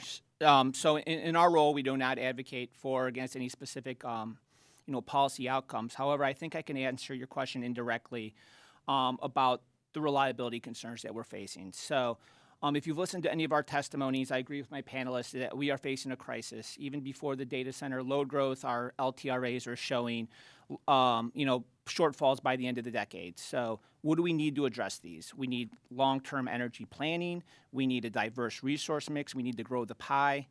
We need load flexibility. If you look at any of our papers, it will say in all of the above solutions. So those things are very favorable to reliability. Furthermore, in the bill, there's, getting this right is going to require some really transparent conversations around the load forecasting. And in our testimony, we gave you some examples of, what other states are doing, what Indiana is doing, what Ohio is doing, what New Jersey is doing. And some of that is related to the tariffs and how it relates from a reliability perspective is that in Ohio, we saw that, AEP was looking at tariffs and if they had to come to the table with some money, it reduced their forecast from 30 gigawatts to 13 gigawatts. So it somewhat removes that speculation so that we could right size and build it. So this is something that, FERC is very interested in with FERC Order 1920, these 20-year outlooks, these scenarios. So I think step one is getting the forecasting right. And I think that what we've seen in other states is that there's different levers you could pull to help get some certainty. If you watch that FERC technical conference from yesterday, and it's on YouTube, it's fantastic. The gentleman from ComEd would say something like this. He would say, we are looking at, 40 gigawatts of interconnection requests in ComEd, but across the region, there's 60 gigawatts. So he goes, well, some of that's not real. Some of that's going to end up in places that we don't know. So I think the first step to reliability is getting that forecast right. I think the second step is, running all these studies. And if you look at some of NERC's work, what we're going to be looking at over the next couple of years is this idea of energy assessments. So it used to be pretty simple when I was in the control room. As long as you could cover the power on the hottest day possible, you were good. But now it's looking at energy 365, 24/7, 2 o'clock in the morning on a February morning when it's really cold out. Maybe intermittent resources aren't there. So looking at those things. But it all starts with the load forecasting. So I think that probably best answers your question. And thank you. Thank you for that, and thank you for answering to the best of your ability, given your role in some of the restrictions. And there is a bill that aims to address the load forecasting issue, a bill that Chairman Borgos has that I have with him that has been introduced, and we'll see if that goes where that goes. I think it certainly is an important issue. Chairman Causer. Thank you, Madam Chair, and thank you to our testifiers for being here today and for your testimony. We're talking a lot about data centers today, and that's certainly important, but it seems like the bigger discussion is energy customers overall, and the fact that some of us have been sounding the alarm for a very long time of what might be impending with us overall, with keeping the lights on and the impending cost of electricity going forward. Mr. DeFrank, I'm very interested in the PUC's thoughts on the overall situation. Very interested in what in this bill might give you pause from a PUC perspective, and certainly how the provisions in this bill compare to what the PUC is considering themselves. Sure. So a lot to unload there. We'll start off with the first part, and that is about the cliff we're about to hit here, and that's Chairman, I'm sorry. Do you mind bringing the microphone just a little closer? Sure. I want to make sure everyone can hear you online too. Okay. Thank you very much. Great. Fantastic. So PJM put out a 4R report, and it identifies that a 30 to 40 gigawatt shortfall would occur in 2030. So I think you've heard from every panelist here. That's real. The question is how real is it? Is it a 40 gigawatt shortfall or is it a 4 gigawatt shortfall? That's why load forecasting is so important, because the analogy I look is, we have an iceberg coming towards us. We can't steer away from the iceberg if we don't know how big the iceberg is. So load forecasting is critical in addressing all this. And I think you've heard everyone say it's an all of the above approach. You're going to have to build more generation, more supply. There's no question about that. But it's also a demand side as well. I always say that our system is priced on peaks. That's what drives our cost, is peaks. As the reserve margin at PJM is shrinking, the number of peak hours are increasing. Okay, so when we may have had 20 to 25 hours a year to worry about 5 years ago, today we're probably at 125 hours a year to worry about. But my point is that it's 125 hours. That's not a lot of time in a year. When we talk about the kind of investment that data centers bring, it's a challenge. There's no question about it. But with good planning, we can meet this challenge. I don't want to see us to say no to billion-dollar investments when good planning can address that. So we have to bring new generation on. We have to have strong demand response programs. Why are we in this boat here? I get that asked a lot because, PJM growth was typically 1 to 3% a year. It wasn't that long ago when PJM reserve margins were 30+%. When I worked in the Senate, we were actually attacking PJM on those reserve margins because those are all costs, and ratepayers are paying that. Thank God PJM had those big reserve margins, because that's what we're living off of today. Those reserve margins are probably down into the high teens today. And that reserve margin is shrinking, which is what gives us more peak hours over the course of the year. So that's what's driving our cost. In terms of this legislation, I think you heard Brian say previously what happened in Ohio. We have to get our arms around load forecasting. We have to figure out what's real, what's not. You've been around a lot of developers, and developers are shopping these projects in various locations to get the best deal for their client. We get that. But the size of this load, we don't want to count one project as 3 projects. So strong deposits help us address that. As you heard Brian say in Ohio, what the AEP load forecast went down after they instituted a tariff. So that's why we even started the model tariff proceeding in the first place, was to get our arms around this, to get a little rubber meeting the road. And, if you're coming in, put up or shut up, put the money down. That way we know the load's real, and then we can address it. Load forecasting is certainly important. What about the provisions in the bill that deal with the percentage of energy having to come from a particular source? So I think that we have concerns about that. I mean, I think that the question first off is that all customers, whether they're shopping or not, or just default service, there's a little vagueness in the bill about that, so you may want to clarify that. And again, that's a policy decision, but I will say that 25% renewable, we don't have the watts to meet that threshold. So you could potentially hamper development coming in because you can't meet that requirement. So we would just, again, it's a policy decision of the General Assembly, but we would just urge caution in that side of it. Thank you very much. Chairman Fiedler, if I may, I think I think the conversation about load forecasting is appropriate. It is an important part of the process, and I think that if you talk to our members, they will tell you that they have conservative level of forecast.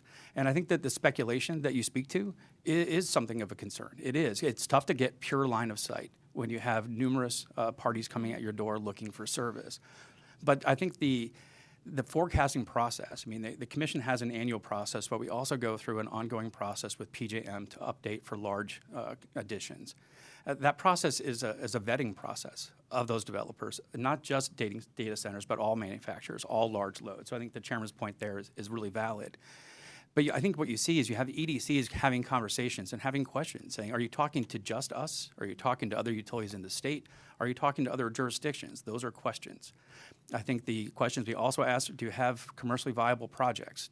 Have you purchased land? Have you announced the project, publicly? Let us see your engineering planning. Let us see your scheduling. Let us check on this. So I think when the data centers talk about you need sort of these checkpoints, the EDCs are doing this. And I think this is an area where we can provide more opportunity with more conversation on House Bill 1924. I think we can have this sort of a full dialogue on load forecasting. But I think it's just part of the equation. I'm not even sure it's half, because I think what we're looking at is load forecasting is key. And we want to make sure that we're not overbuilding. We also want to make sure that we're not underbuilding. So even when we do our forecast and we have a load or amount of load, the utilities kind of base it off their historical experience with similar projects, and it's discounted. It's not we don't go dollar for dollar, we don't go megawatt for megawatt in our forecast that we provide to PJM. It is then discounted based upon historical experience. And then PJM also does its own process of taking what we provide to them and discounting it further. So I think it's a key in conversation, but I think it all comes back to the other part of the equation is the generation and integrated resource planning. And do we have enough generation to meet the need? And right now we have capacity prices that have gone up 600% in the last two base residual auctions at PJM. And those payments are being recovered by generators, where there is no accountability on whether or not those prices will result in new generation being built in Pennsylvania to meet our needs. I think what you have before you are EDCs that are 100% accountable to you and to their customers. I think what we have now is an accountability gap when it comes to the generation side on integrated resource planning. So I think that's a conversation. If I were to talk about 1924, I'd like to see a second half of that bill to talk about integrated resource planning and how we get the generation and get that accountability gap filled.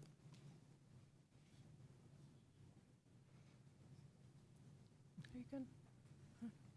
Thank you, and I'd be glad to talk with you about 1924 in the future, absolutely. Thank you for your answers. Next, we will go to Representative Davidson. Thank you, Madam Chair. Thank you for hosting us today here in the 103rd District as well. I appreciate that.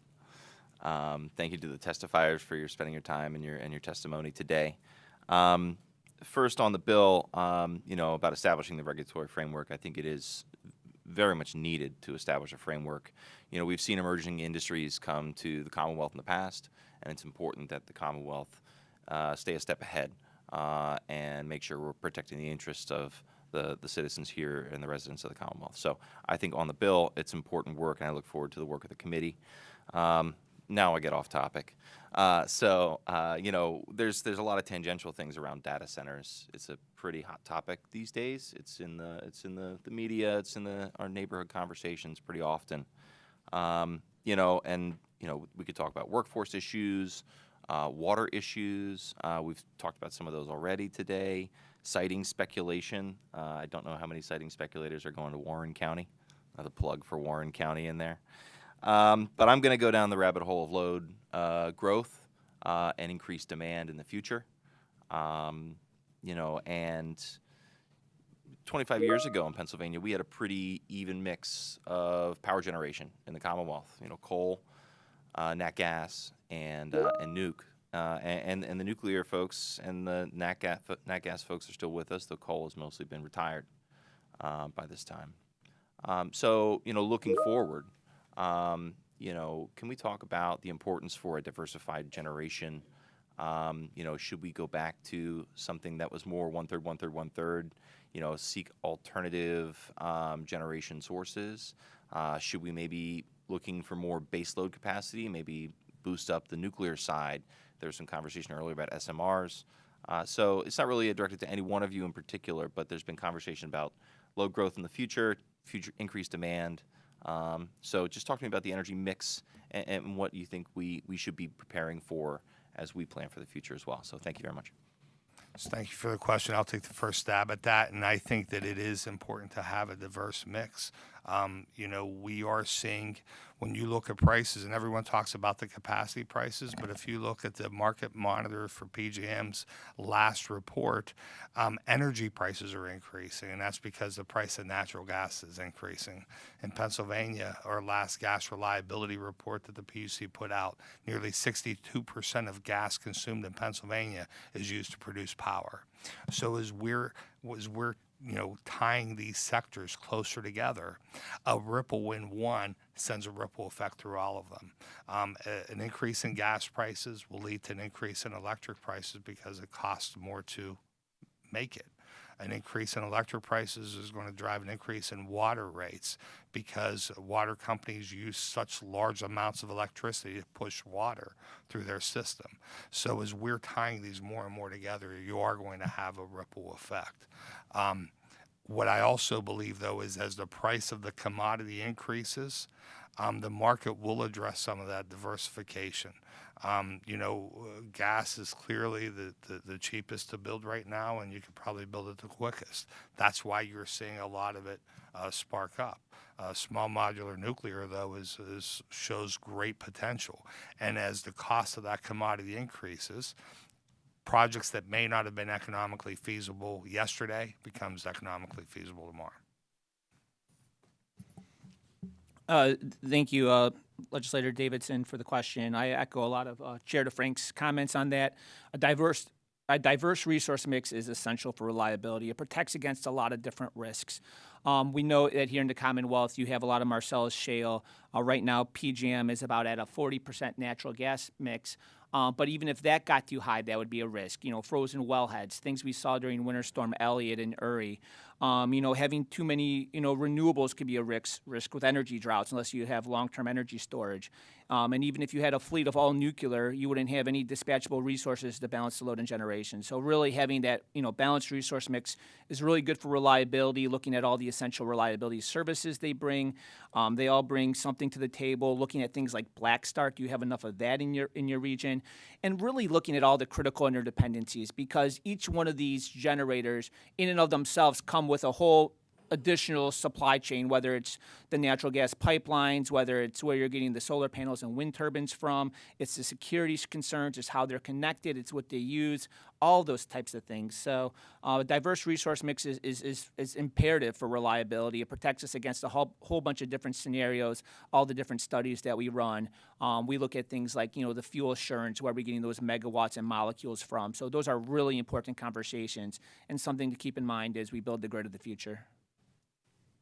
The only thing I'll add, I think we're all on the same page here. I think you definitely want diversity. I think we're focused now on dispatchable, that generation that can be there 24/7 and called upon. But it should be paired with intermittent resources like wind and solar. It's all part of the conversation, and it should be. And I think as we move forward, to SMRs and the like, we should be always looking forward to new technologies and what's next. And I think the chairman's had conversations with some of our members on gas electric coordination. There's been a lot of work done on the natural gas side to sort of rectify some of the issues that we're seeing in the past. And I think, this past January, we had significant cold weather without issues across the region. So I think gas electric coordination is an area where the commission and the utility industry has, continued to build on what we've already started. Thank you very much. I will note the water here in the city of Harrisburg is gravity fed, so it is not pushed out like other systems. And I look forward to our future conversations with Representative Giral and his SMR bill. So thank you, Madam Chair. Thank you, Representative. Next, we have a question online from Representative Armanini. Thank you, Chair, and thank you to the panel who presented today, both in the beginning and the current here. From listening to everything, we know we definitely have a lot of work to do to assure that we have the energy that we need to bring in these data centers. My one question is, do you feel, say, a data center that has a capability of their own on-site energy generation, which would not affect the grid at all, is a possibility to move forward with to assure that these data centers can run 24/7, 365 days, and allow for the growth of the data centers to come into Pennsylvania, as where you mentioned the load forecasting, load flexibility, operational challenge. Don't you feel that if they're able to generate their own energy and be self-sufficient, that this will help with the grid problems that are occurring? So I'd like to take first stab at that. No question about it, Representative. Thank you for the question. you're absolutely correct. I mean, if you're bringing your own generation, you're helping to address the issue. I will say, depending what type of generation it is, you may still be co-located. That means attached directly to a generator, but still using the local distribution grid for stabilization of that power. That's what's considered ancillary services. So Brian could probably answer that a little more from a technical standpoint, but data centers need a certain frequency of power. And when you're tied directly to a power generator, you don't necessarily have that steady frequency. So the local grid will stabilize that power and feed it back to you. So while that local grid is not supplying your power, it's providing a service to you. So that's one of the points we will bring out in our tariff, our model tariff, is that data centers should be paying for that ancillary services that they are getting from the local grid, even if they are co-located. Thank you for the question, Mr. Representative. Regarding the concept of bringing your own generation, that could really help with our resource adequacy challenges. Obviously, we see the shortfalls at the end of the decade, and if we're going to put on these incredibly large loads, gigawatts, in scale, the size of San Francisco, there's going to have to be the power to match that.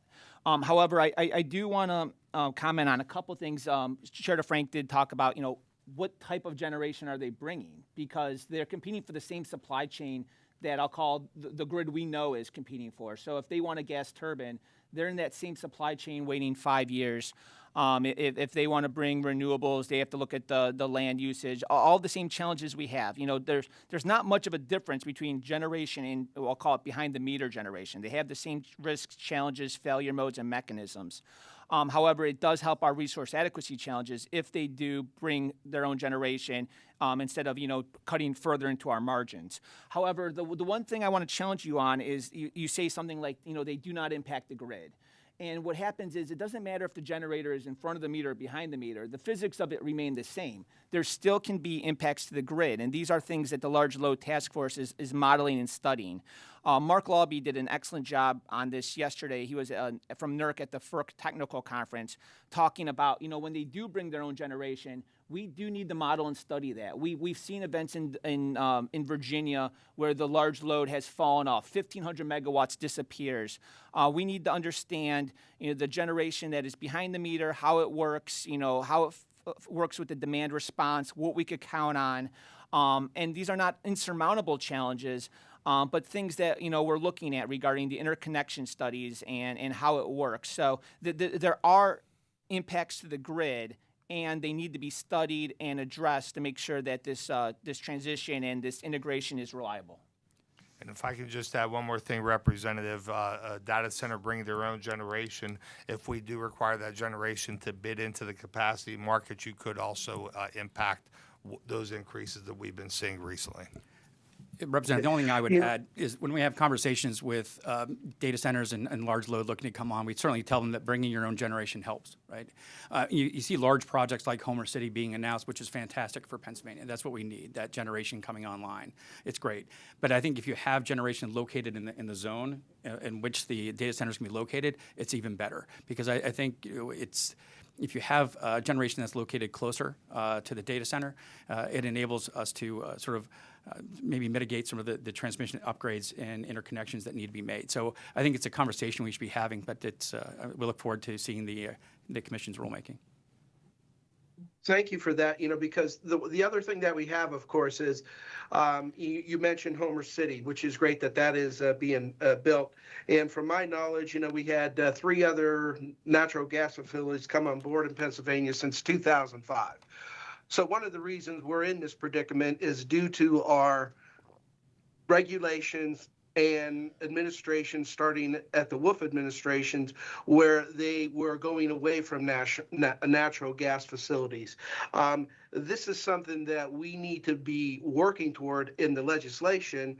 And, when we were in Harrisburg 2 weeks ago, we had an ERE committee, probably in this same room, basically came out with a bill that would kill the natural gas industry. So we need to get as one here. What are we going to do with Pennsylvania? Are we going to overregulate it and not let this industry grow? Are we truly going to work toward Pennsylvania energy dominance? I can see on this bill where we have 25% from renewables. We always talk of, our friendly state, Ohio, which seems to be extremely competitive. Their renewable rate is only 8.5%. So this is something that Pennsylvania has to realize. We need to get in the game of being competitive, not just with our regulations that are going to stifle our growth. And that's just a comment that we need to work toward. We can't be pushing energy, and the Energy Committee and the ERE Committee is going 100% against what we're trying to achieve. It doesn't make much sense. So I thank you all for your information. We need to move forward with Pennsylvania. If we miss out on this, we may never rebound as an energy leader and, quote, the keystone part of our nation. So thank you very much for your testimonies. I truly appreciate it. Thank you, Representative. Thank you for your answers. We've got two more questions from committee members. Representative Donahue. Thank you, Madam Chair. Thank you to our panelists. Mr. Tubbs, so it's no secret, right, that utilities make money moving energy from point A to point B, but they also earn a percentage of transmission and distribution system upgrades. So, and those costs are shouldered by taxpayers. But isn't there a strong incentive on the part of utilities to forecast more energy demand growth than is actually needed? Actually, no. I mean, I think the answer is no. I mean, the commission regulates our rates, and everything that we build on the distribution level that goes to serve and distribute electricity to our customers is subject to commission regulation, including our returns. So we have a right to earn. We have an opportunity to earn a rate of return that the commission sets for us. It is not set to the market. It doesn't go up and down or fluctuate. It's only set in those proceedings, and it's only an opportunity to earn. So it's really based upon utilities' opportunities to drive efficiencies and to reduce costs to do that. If we over forecast in those rate cases, it actually has a downward impact on our rates because we're saying we're going to sell more electricity, so we're going to have more electrons going through our system. We want to hit the right mark. Our objective is to be balanced. Our objective is to make sure that we only build into our rates what we believe to be the appropriate level of electricity that we're going to deliver to our customers. So I think it's the opposite is true. So the only reason I ask too is because when data center developers come in, right, the first thing they need is access to energy. Mm-hmm. So how do your members go about, say a developer comes in, they have 5 sites, you get approved for 5 sites. You're not going to build all 5. That's an interesting question because I think it's we've heard this conversation where you could have a data center talking to 2 utilities at the same time, and that could be true. And we're not always aware of that, but we have those questions being asked by our members saying, are you talking to others? I think where you see is where we have agreements, where we have contracts signed, where you have sort of skin in the game, if you will, for data centers to have us pay to sort of look at our system, to talk about integration, what it's going to take to add that load to our system. Then you cross a threshold where you need to start planning to build your system to meet the need. And you even heard the Data Center Coalition say today, it's a risk of over forecasting, but also under forecasting. So I think what you're trying to see is when your utilities are sort of looking at it, asking these questions, building in check marks across the process, checking in with the data centers to make sure that everything's in line. So if things don't happen, we can pull it out of our forecast. But I think the thing is you could talk to both PECO and PPL at the same time, and both can be true. Both data centers could be built, or you could get one. And honestly, you could get neither. It's a real risk, but it's also something that the utilities are working with on our forecast. Again, hit the right mark to work with the commission and others, because there is no incentive for us to over forecast this. And thank you. That's why, a tariff is important, is because that one of the things we were looking at or hope to look at in our model tariff is end user build out. And why I think that's important is it gets, this is all about speed to market for the end user, for the data center. That's what they want mostly. So if we get them interconnected quicker, them doing their build out, what does that look like? And the one thing we do there is we insulate the ratepayer from getting stranded with costs that on load that may not actually come in. So that's why that's important. Thank you. Representative Donahue, can I weigh in on this? Just real quick, there's two strategies I think here that help out the customer. There may be more, but I'll touch on two. One is if the data centers are close to existing resources, I mean, really the intersection of generation, transmission, fiber, water, all the things they need, that may reduce the need for an infrastructure build out, which may reduce the burden on consumers and the public at large. So that's one strategy. Another strategy, and I heard this last week or maybe 2 weeks ago at the Ohio Chamber of Commerce, is this idea of, you partner with the data centers. And Tricia Pridemore from the Georgia Commission, she talked about this a little bit yesterday at the FERC Technical Conference. And you say, well, what if you were to build a data center that was far away from all these things? And what if the data center were to bring and pay for the electricity, the water, the fiber to an area that was maybe traditionally farmland, an area that the community wanted to develop? Partnering with the data centers, that could be something that people who are in community and economic development are interested in regarding the data centers, kind of bringing that infrastructure to a growing and building community. So there's two different ways to kind of address this. I won't really get into the cost and cost allocation, but it's two strategies I've heard recently in these conversations.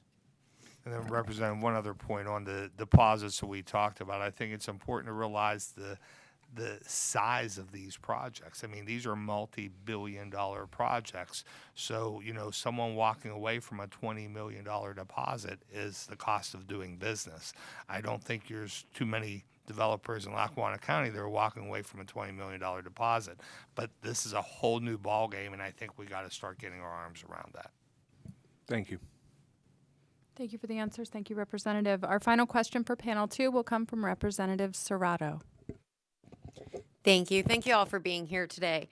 So just last night, I hosted a town hall with about 100 seniors present. And one of the questions that came up that I honestly couldn't answer and directed them elsewhere was the rising cost of their water bill. I was in a room full of people on mostly fixed incomes that are really struggling. I hear it. I get calls from my 87-year-old grandmother all the time, panic-stricken about being able to pay her bills.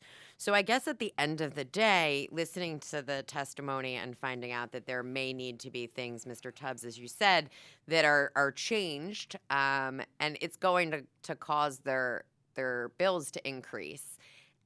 I have to be honest, do you truly believe that someone like my widowed 87-year-old grandmother should have any increase whatsoever in her electric bill because of a data center being put in? Again, I think any direct cost that a utility incurs to serve a data center, the only reason we incurred that cost is because of that data center and them alone. Then the data center itself would pay for it. That's how it's currently done in cost allocation by the commission through our rate cases. I guess what I'm saying is nuance, and I know it's not necessarily, and it's a lot of times the stuff we talk about is nuance and esoteric, and it's tough to explain to your 87-year-old constituent, and I appreciate that. But I think if you add a substation and that substation is going to increase reliability for that where that customer serves, there could be some cost allocated, not the entire cost of it, right? You're still going to have a large majority of it could be allocated to the data center, but there could be a portion of it. And I know I'm parsing words here, and I'm not trying to be... Yeah, I'm going to ask. I'm just going to stop right there. So the substation, would it be required if there were no data center built in that community? If the substation would not be required but for the data center, then the data center would be sort of charged with that. But I think I think the commission and the utilities work really closely on this because I think your constituents' concern is our concern. Mm-hmm. And when we talk about all the costs that our customers pay for from all the programs and all the investments we make, it's very important to us because it all stacks up. Every little bit adds up, particularly to that 87-year-old constituent of yours. And I'm happy to talk to you about more conversations with that constituent to help out. Absolutely. This is an area that I support, but I also have apprehension and want to make sure we're doing what's best for the people in our communities. At the end of the day, we're going to have enough people between medical and food and other issues that trying to just make sure they can make ends meet shouldn't be negatively impacted 100%. by this. I think we just have to, it's reliability, it is affordability, and economic development. You have to look at all three, and you can't focus on just one leg of the stool. Thank you. Thank you so much. I think that is a great note to end panel 2 on. Thank you so much to our testifiers for being here. We are going to take a brief break. We will be back at 12:15, which is in 10 minutes. And members, there is lunch in the back of the room. Thank you.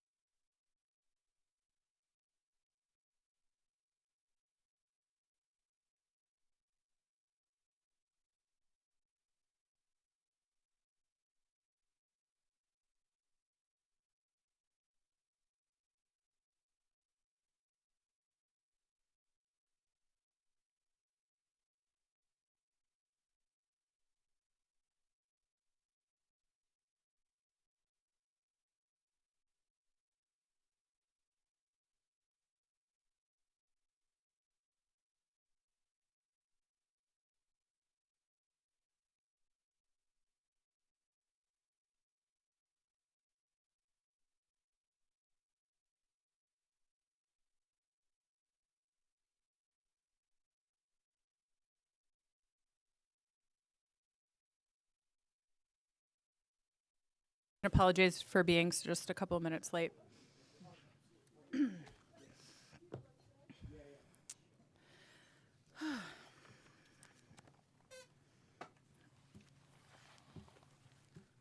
All right, so we will now move on to our third and final panel. Thank you for joining us. We have three testifiers on the final panel. We have Joseph Bowring, Independent Market Monitor for PJM, joining us online. Daryl Lawrence, Pennsylvania Consumer Advocate, and Patrick Cicero of Counsel to the Pennsylvania Utility Law Project. We're going to start online if we can. Mr. Bowring, if you could hear us, I will ask you to give your remarks. And if you're able, no need to read from the testimony. Our members have it in their packets, but we would love to hear your thoughts on this legislation. And you may go ahead when you're ready. Thanks very much. Can you hear me okay? Yes, we can. Fantastic. Okay, great. So thank you very much for the opportunity to testify today. As you know, my role is not as a consumer advocate. I'm the independent market monitor for PJM. So as the independent market monitor, we're an advocate for competitive wholesale power markets. The purpose of wholesale power markets, and particularly competitive wholesale power markets, is to produce the lowest possible costs of power, but no lower, and the lowest possible cost for reliable power. So that's the essential point of the PJM wholesale capacity markets, and that's really our fundamental role, is to help that happen. So as the independent market monitor for PJM, which is the wholesale market, market for power, I address issues related to the wholesale power markets and not retail rate making. So House Bill 1834 would have a direct impact on the PJM wholesale power markets, and my testimony is an attempt to address that potential impact. So one of the things that has sort of come up today but not been made totally clear is that the PJM capacity market is not only tight, that is having no excess, it's actually short. So it's our view as market monitor that it is illogical and inconsistent with reliability to add large loads that cannot be served reliably. Seems like a common sense point, but it's not necessarily widely accepted. So our recommendation is to establish a load queue. So if you're a large load, if you're a 1,000 megawatt data center or 500 megawatt or whatever the size is, and you want to be interconnected to the grid, you get in a queue and you're served when you can be served reliably. Now, to the extent that that takes longer than data centers want to wait, our primary alternative to that is to bring your own new generation. So it was talked about this morning somewhat, but bringing your own new generation is our key recommendation. It's a way to prevent wealth transfers. It's a way to prevent large price increases for other customers. And it's a pragmatic, in our view, market solution that allows data centers to come to market quickly and consistent with competitive markets. So we've done a series of analyses on wholesale power markets. And bottom line, for the last two capacity auctions, the role of data centers, the impact of data centers, both existing and forecast, was to increase payments by all customers by $16.6 billion. That's about half of the total cost of capacity in PJM for the last two auctions. So the impact of data centers is very large. Does not have to be like that, but it is at the moment. And we believe that our proposal to have data centers bring their own new generation would help, and consistent with the comments we actually heard from Mr. Baer this morning. As part of another question that came up frequently was load forecasting, and we think that bringing your own new generation is the best and most direct way to address uncertainty in load forecasting. This is very different than putting down money for a substation. It's putting down $1 billion for a new power plant. And that is the best way to get market discipline, best way to get a competitive outcome, and best way to make sure your data forecasts make sense. So I support the broad goal, to the extent it's appropriate for me as market monitor, support this bill to authorize the Pennsylvania PUC to establish a regulatory framework for data centers. But the real point there is that it's essential for the wholesale power markets that the expectations for data centers be accurate. So I take part of the purpose of the bill to be increased transparency and certainty about expected data center loads. That will help the PJM markets operate more efficiently. So the states and the state public utility commissions, while they don't dominate in the wholesale power market, do have an important role to play and play that role with respect to data center loads and the impact of data center loads on wholesale power markets. So we think the market solution, as I say, is to bring your own new generation. And if you do that, we recommend that PJM establish an expedited interconnection process for new generation and new load to allow both to come on quickly. As everyone has said, data centers play a critical role in our economy. We need more generation. Pairing them together is an excellent solution going forward for the markets, for data centers, and for generators. The market monitor recommends that the new generation match the nature of the load. So it has to both be locationally relevant, has to be in the same general area, has to be electrically deliverable to the load, but it also has to match the characteristics of the load. So as we heard, the data center load is 8760, 99.999 reliability, the so-called 5 nines. So the power has to be provided reliably year-round. So there's a 25% renewable requirement in the bill. We don't think that's consistent actually with the way that the market's currently working. At the moment in 2024, for example, about a little less than 8% of total power generated in PJM was from renewable resources. So if the data center were drawing power from the grid, it would have been met by 7.7% renewable. Pennsylvania, as well as other states in Pennsylvania, have renewable portfolio standards. That's a matter of state policy. I'm not going to express an opinion about it. Just wanted to give you the basic facts about the nature of renewable energy in the PJM power market at the moment.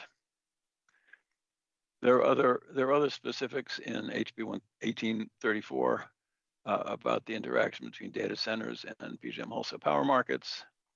And in particular, the bill directs the Pennsylvania PUC to review each data center contract to determine the impact on the grid, the effect on the reliability grid, and the impact on ratepayers. So from my perspective as a market monitor, those provisions recognize the fact that decisions by the Commission with regard to data centers do have an impact on PJM. As you've heard, the Pennsylvania PUC, and really no PUC within the PJM footprint, can by itself fully address the impacts of addition to large new data center loads. And it's essential to remember that. So it's my view that the provisions of the bill would provide Pennsylvania PUC with specific authority to make an important contribution. But again, I'm not supporting any specific detailed requirements of the bill. That's a retail rate making matter and a state policy matter. The Pennsylvania, in my view, the Pennsylvania Public Utility Commission is best situated to decide on the appropriate detailed requirements for serving data centers at the state level. There is an ongoing discussion in the PJM stakeholder process about how to address these issues at the RTO level. That's where we are recommending our approach to bring your own new generation. Flexibility is really not an answer, despite what you heard from Liability First. The only answer, as you heard from Mr. Baer, is to bring new generation to meet that load. If we add 30,000 megawatts of new data centers, we need 30,000 plus megawatts of new generation that can match the data center load in terms of time. That is, it has to be available year round. Thank you. Thank you so much. We appreciate you joining us. We will have a few questions after the other two panelists, so please do stay on. Mr. Lawrence, go ahead. Good afternoon, Chair Fiedler, Chair Causer, committee members. I'm Darrell Lawrence. As you know, I'm the consumer advocate of Pennsylvania. I thank the chair and the committee members for holding these hearings on commercial data centers, providing the opportunity for the OCA to engage in these important policy discussions. The introduction of large-scale data centers in Pennsylvania represents opportunities and challenges. If introduced and implemented in a thoughtful and considered manner, the economic benefits for Pennsylvania could be substantial.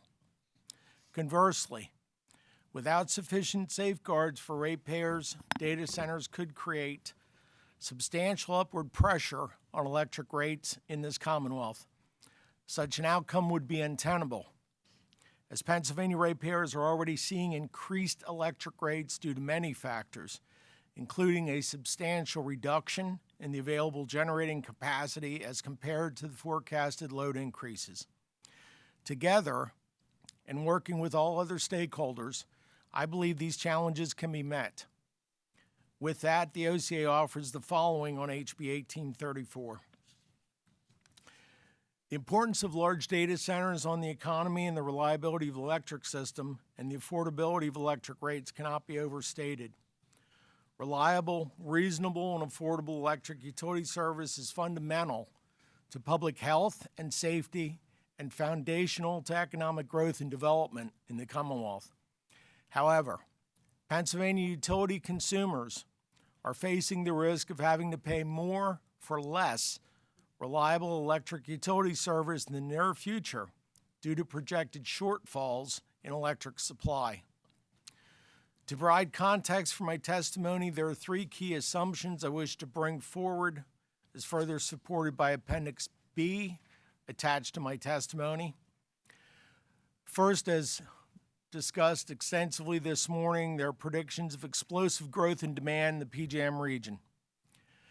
Specifically, PJM predicting by 2030, 30 out of 32 gigawatts of forecasted new load being attributable to data centers. If the forecasted data center loads are actually realized, the volume of demand that, for instance, PPL's utility system serves is expected to triple in size over the next 10 years. Second, data center demand is currently outstripping existing and forecasted supply. Without intervening solutions at the regional and state level, one predictable outcome, and an outcome that PJM has expressed concern over, is that PJM will be forced to call mandatory curtailments, meaning blackouts, for Pennsylvanians and other consumers within the region. Third, Pennsylvania utilities consumers' electric bills could increase as a result of this supply inadequacy problem.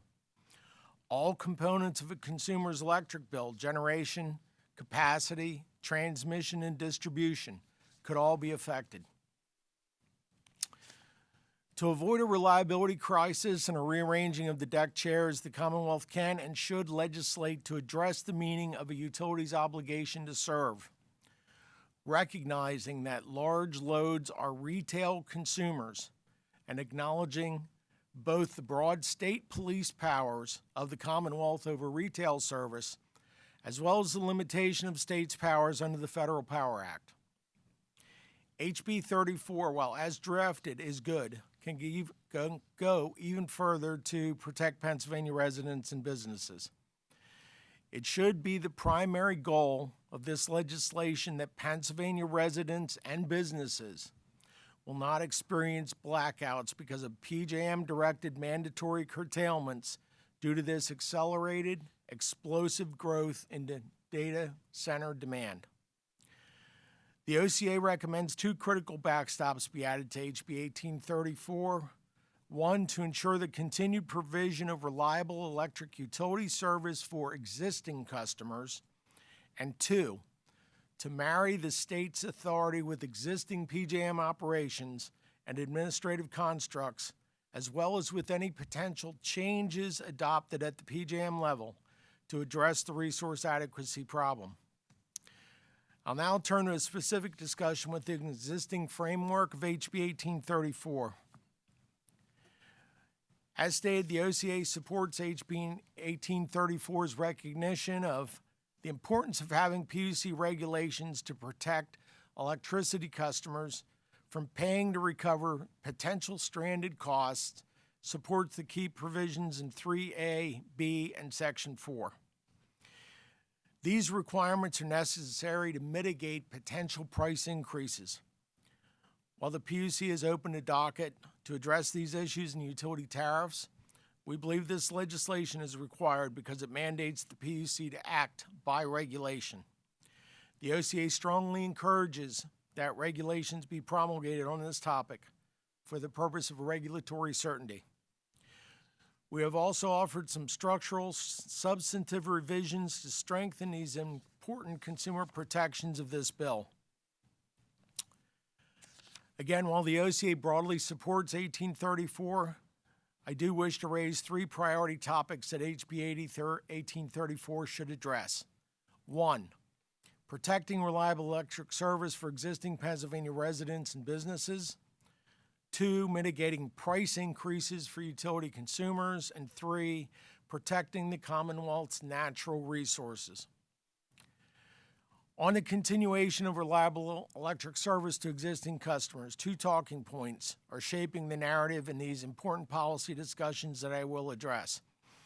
And as an aside, I just wish to mention to the committee, there's been a lot of talk this morning about generation, and I feel this committee would do itself a large favor and gathering further information by directly hearing from the generation community.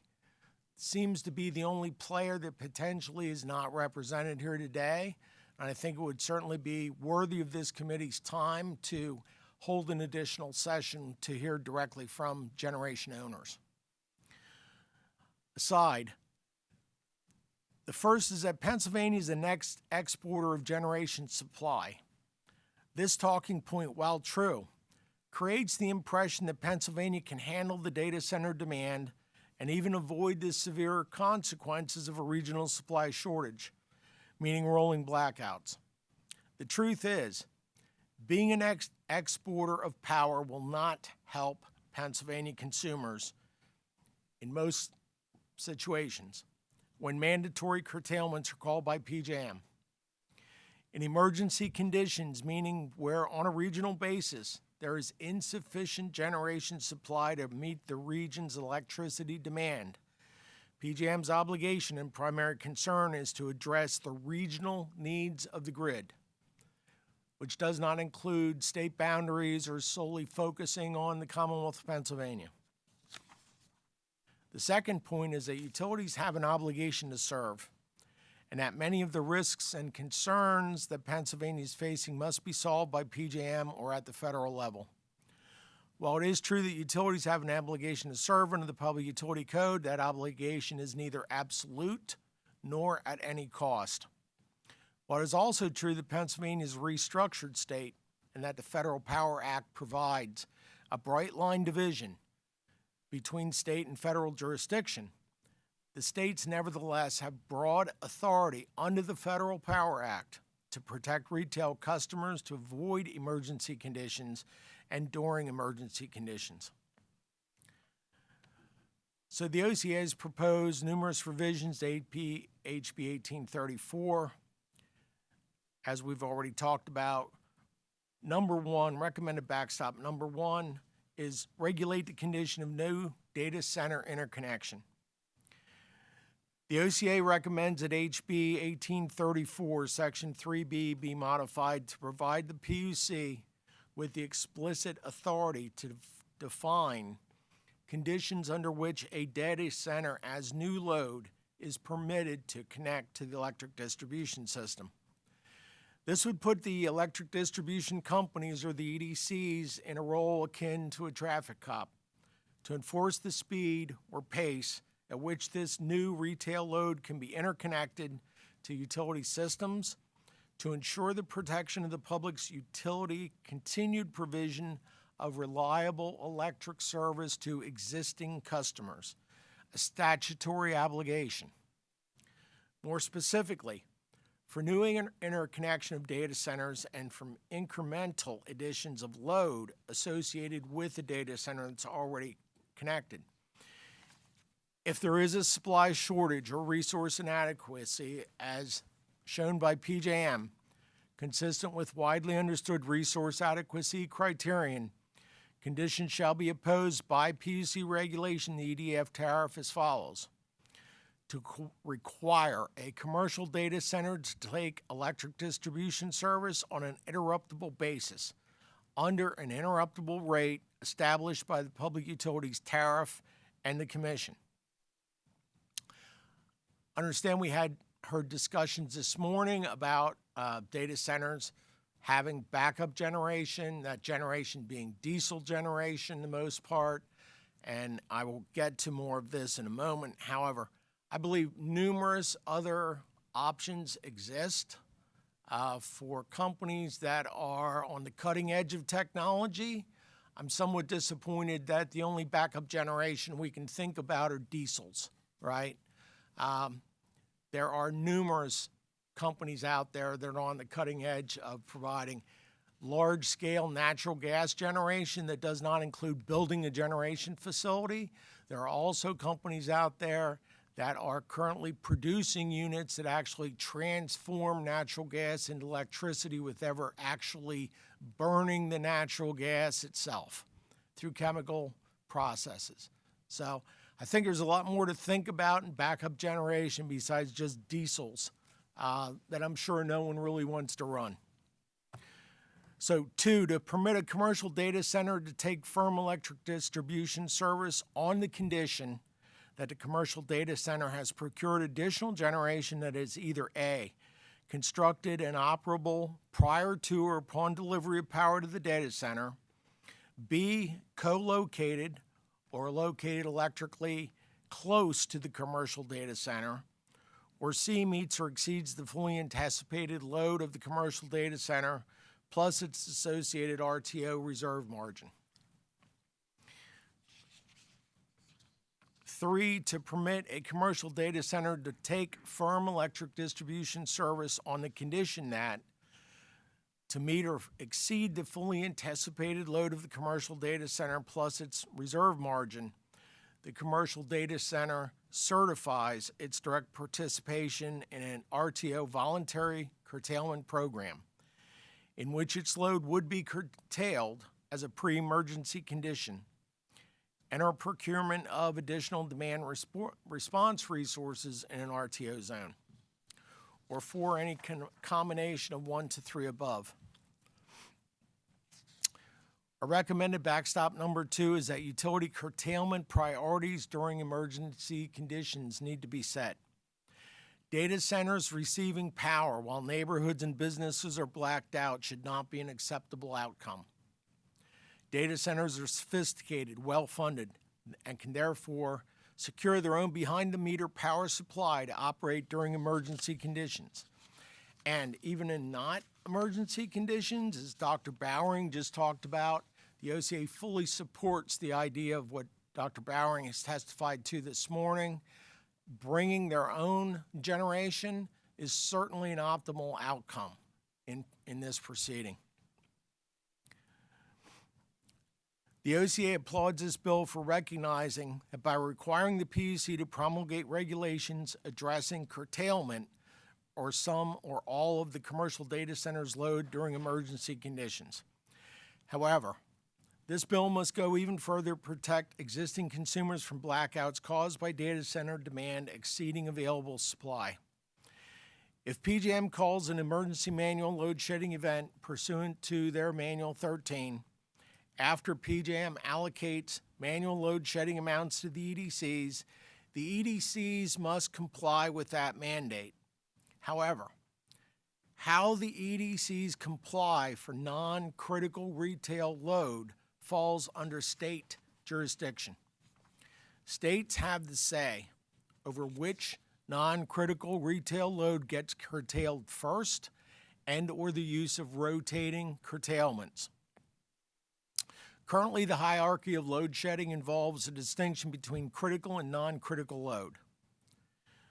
As the OCA have said, we believe critical load, such as residential, human needs customers, small businesses, is certainly should be one of the last entities to be curtailed.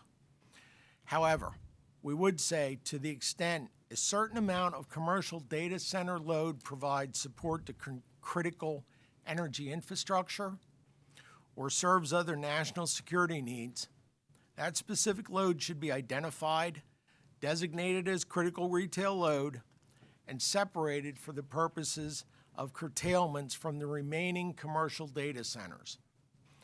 And this really goes to an issue that was discussed somewhat earlier today, and I think it's something that certainly the OCA and maybe all of us would benefit from learning more about as to the individuality of data centers So we're building a data center to make sure that people can stream Netflix and Hulu and Disney 24/7 a day, and that's 90% of what they do. Are they also handling financial transactions, banking, and all other forms? Or do we have a data center that is solely delegated to whatever the Department of Defense would have them be doing at that particular time? Okay? These are distinctions that I think we need to know more about and find out more about, and probably from the data center developers themselves. Mr. Lawrence, if I could ask, and I think that last Sure. point you made is a very good one. Yes. If you don't mind, I know you have a lot of testimony. Yes. I want to make sure that we get to Mr. Cicero and also get to questions. So I don't mean to cut you off, but just wanted to see if you're able That's to. quite all right. I understand. Thank you the so much. testimony was very extensive. In Part B, we talk about mitigation of price increases to utility consumers. We've supplied an Appendix C to the testimony to show what we believe potential cost increases could be. The last point that we really have is the protection of the Commonwealth's public natural resources, which I believe I've already talked about in addressing the fact that backup generation may be diesel generation. Certainly, we think there's other options, and a great option as brought about this morning by Dr. Bowering would be for data centers such as this to bring their own generation, or to at least look at alternative methods of supplying backup generation and emergency purposes that would not strictly be diesel. And with that, I'm happy to give up the mic, and I will answer any questions that you may have. Thank you. Thank you so much. Thank you for your testimony and for being here today. We appreciate it. Mr. Cicero? Thank you, Chair Fiedler, Chair Causer, members of the committee.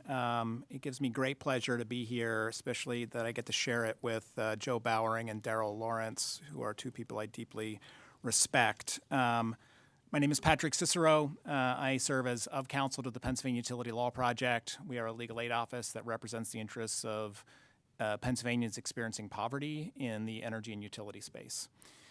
So earlier today, we heard the Data Center Coalition talk about how we just essentially need to use the old wineskins to continue to do cost allocation the same way that it's worked for 100 years. There's no reason that it can't work now. My response to that is what we actually have is a 100-year flood, and people are drowning. And in Representative Serrato's question, she asked about what would you say to a grandmother in her district. My response is, I choose you over Google, right? In the context of grandma versus Google, grandma should win every day. That should be the policy statement of the Commonwealth of Pennsylvania.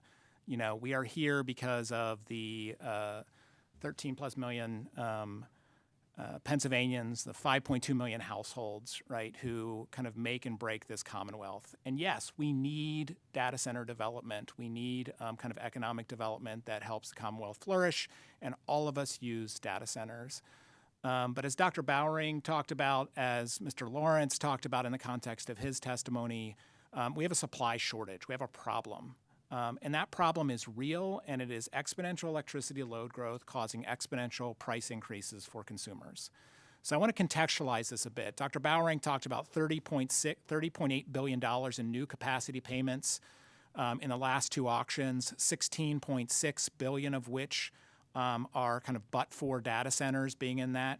That $16.6 billion was paid for by existing PJM customers, including Pennsylvania households. This is represented visually on page 2 of my testimony. And what I want to really kind of hone in on is the vulnerability of Pennsylvania households in our current climate. Last year, more than 350,000 Pennsylvania households experienced involuntary termination of their electricity and gas service to their home. Over 24,000 Pennsylvania households entered winter without a safe heating source last winter. This drives a cascade of negative consequences for families and communities.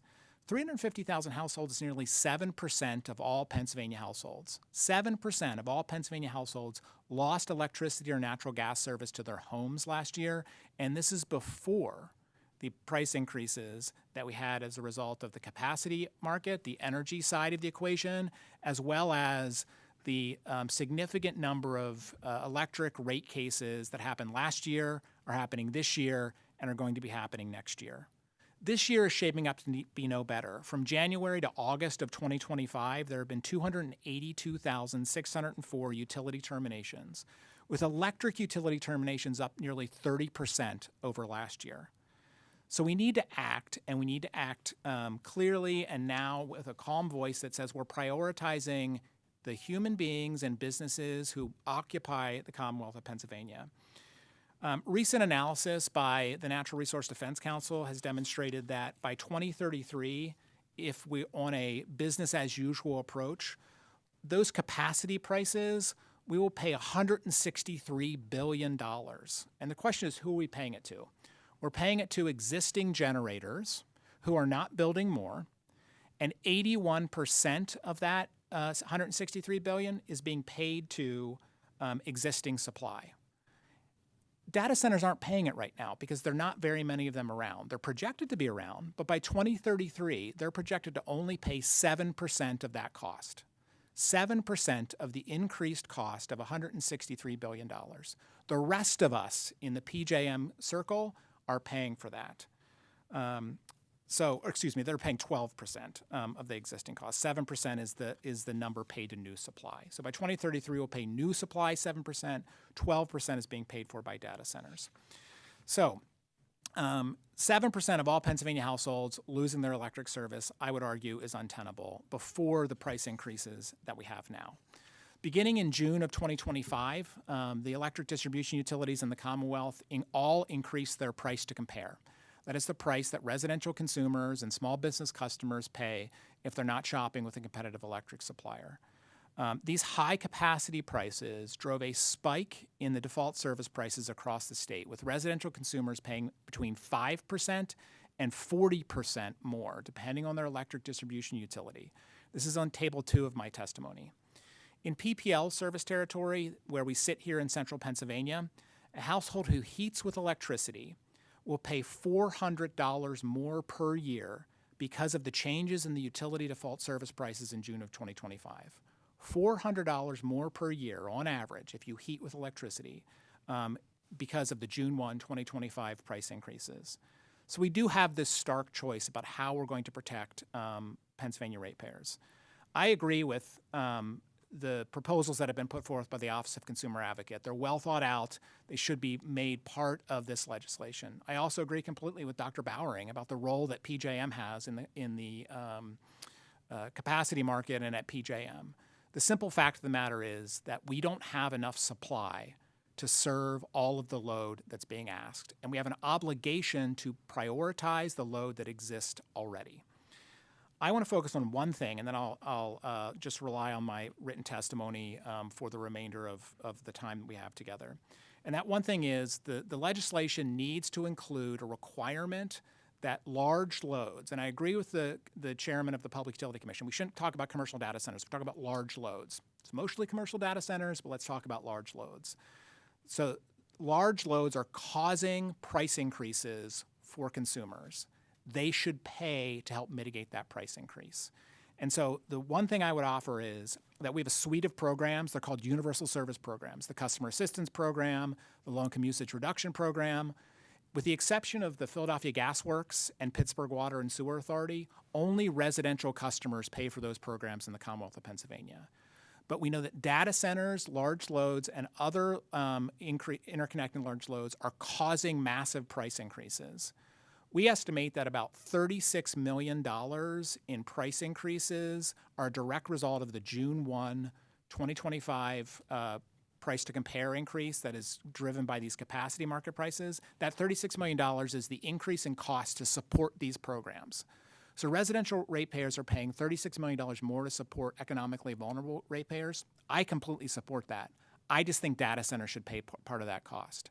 So one of the solutions that I have in there, and you can see the solution that I have in my testimony, is that the General Assembly should require contributions from large load additions and require them to take responsibility for these direct and substantial rate increases by paying for these universal service costs. This can be done legislatively. It can also be done administratively. The Public Utility Commission has the authority already. They have just not yet, as we sit here today, acted on that.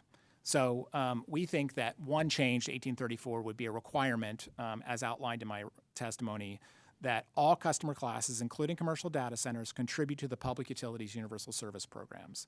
It would create regulatory flexibility at the Commission to set appropriate rates for collection from all customers, including commercial data centers, but it does not single out large load.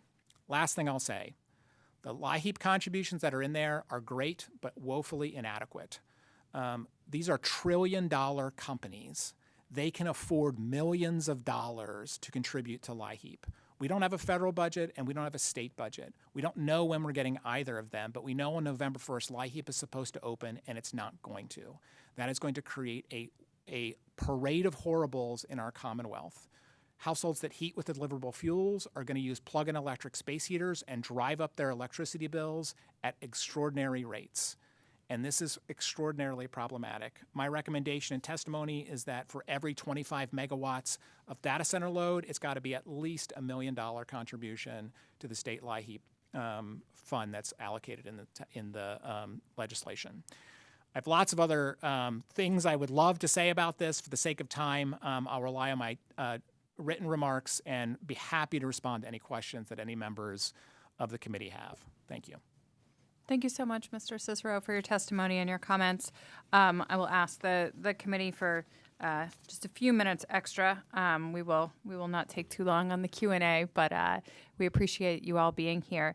I do have one question, Mr. Cicero. If you could just continue along the lines of what you were saying at the end. If there was that change in the additional funding being provided to LIHEAP, how many families are we talking about? The change that you just suggested. How many more people might be able to afford?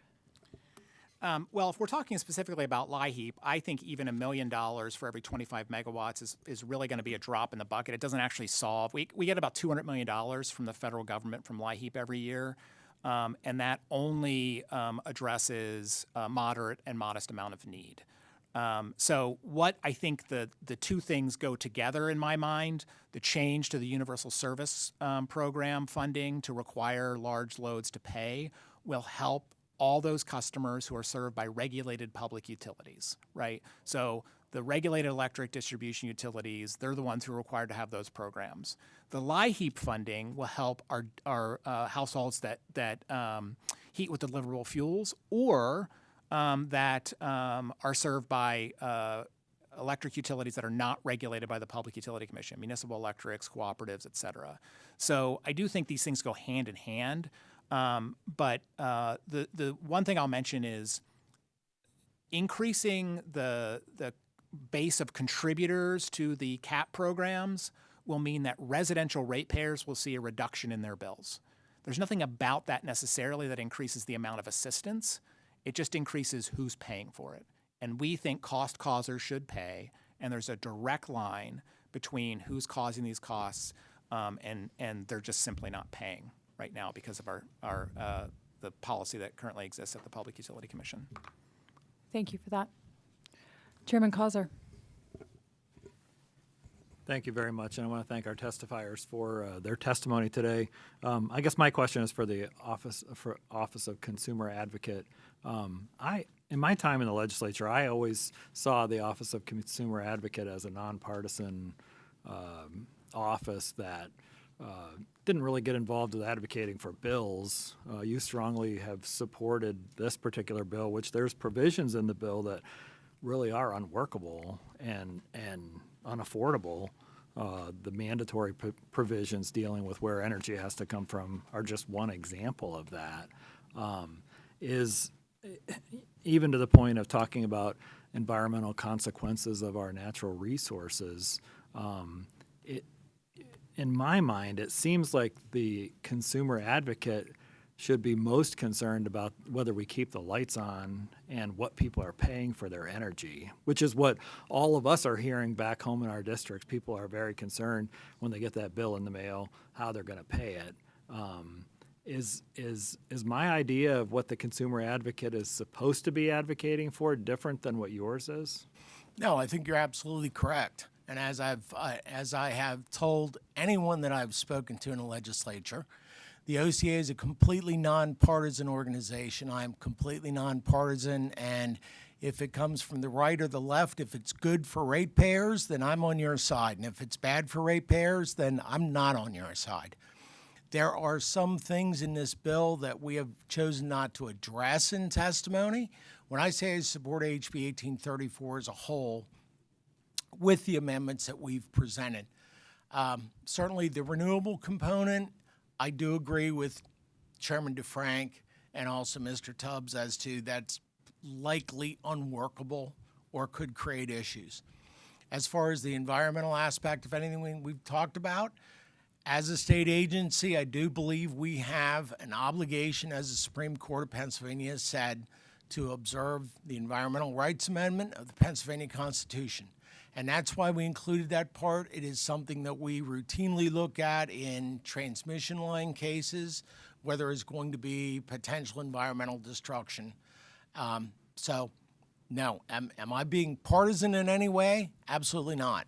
The bottom line, there's two bottom lines to this. And the one is, first of all, we have to keep the lights on. That's priority one. Secondly, certainly not opposed to data centers. As I said at the outset of my testimony, if we can do this in a considered manner, this could really be a great opportunity for Pennsylvania. But we cannot allow, and I simply will not allow, personally or from the standpoint of the Office of Consumer Advocate, to have excess costs to simply flood it onto the backs of ratepayers, because that's the easier path forward. It's not something I'm going to support. I think our amendments, potential amendments to the bill, support that, and that's certainly extremely important to me. This issue, I would say in closing, just one final note, data centers itself has become essentially priority number one at the OCA.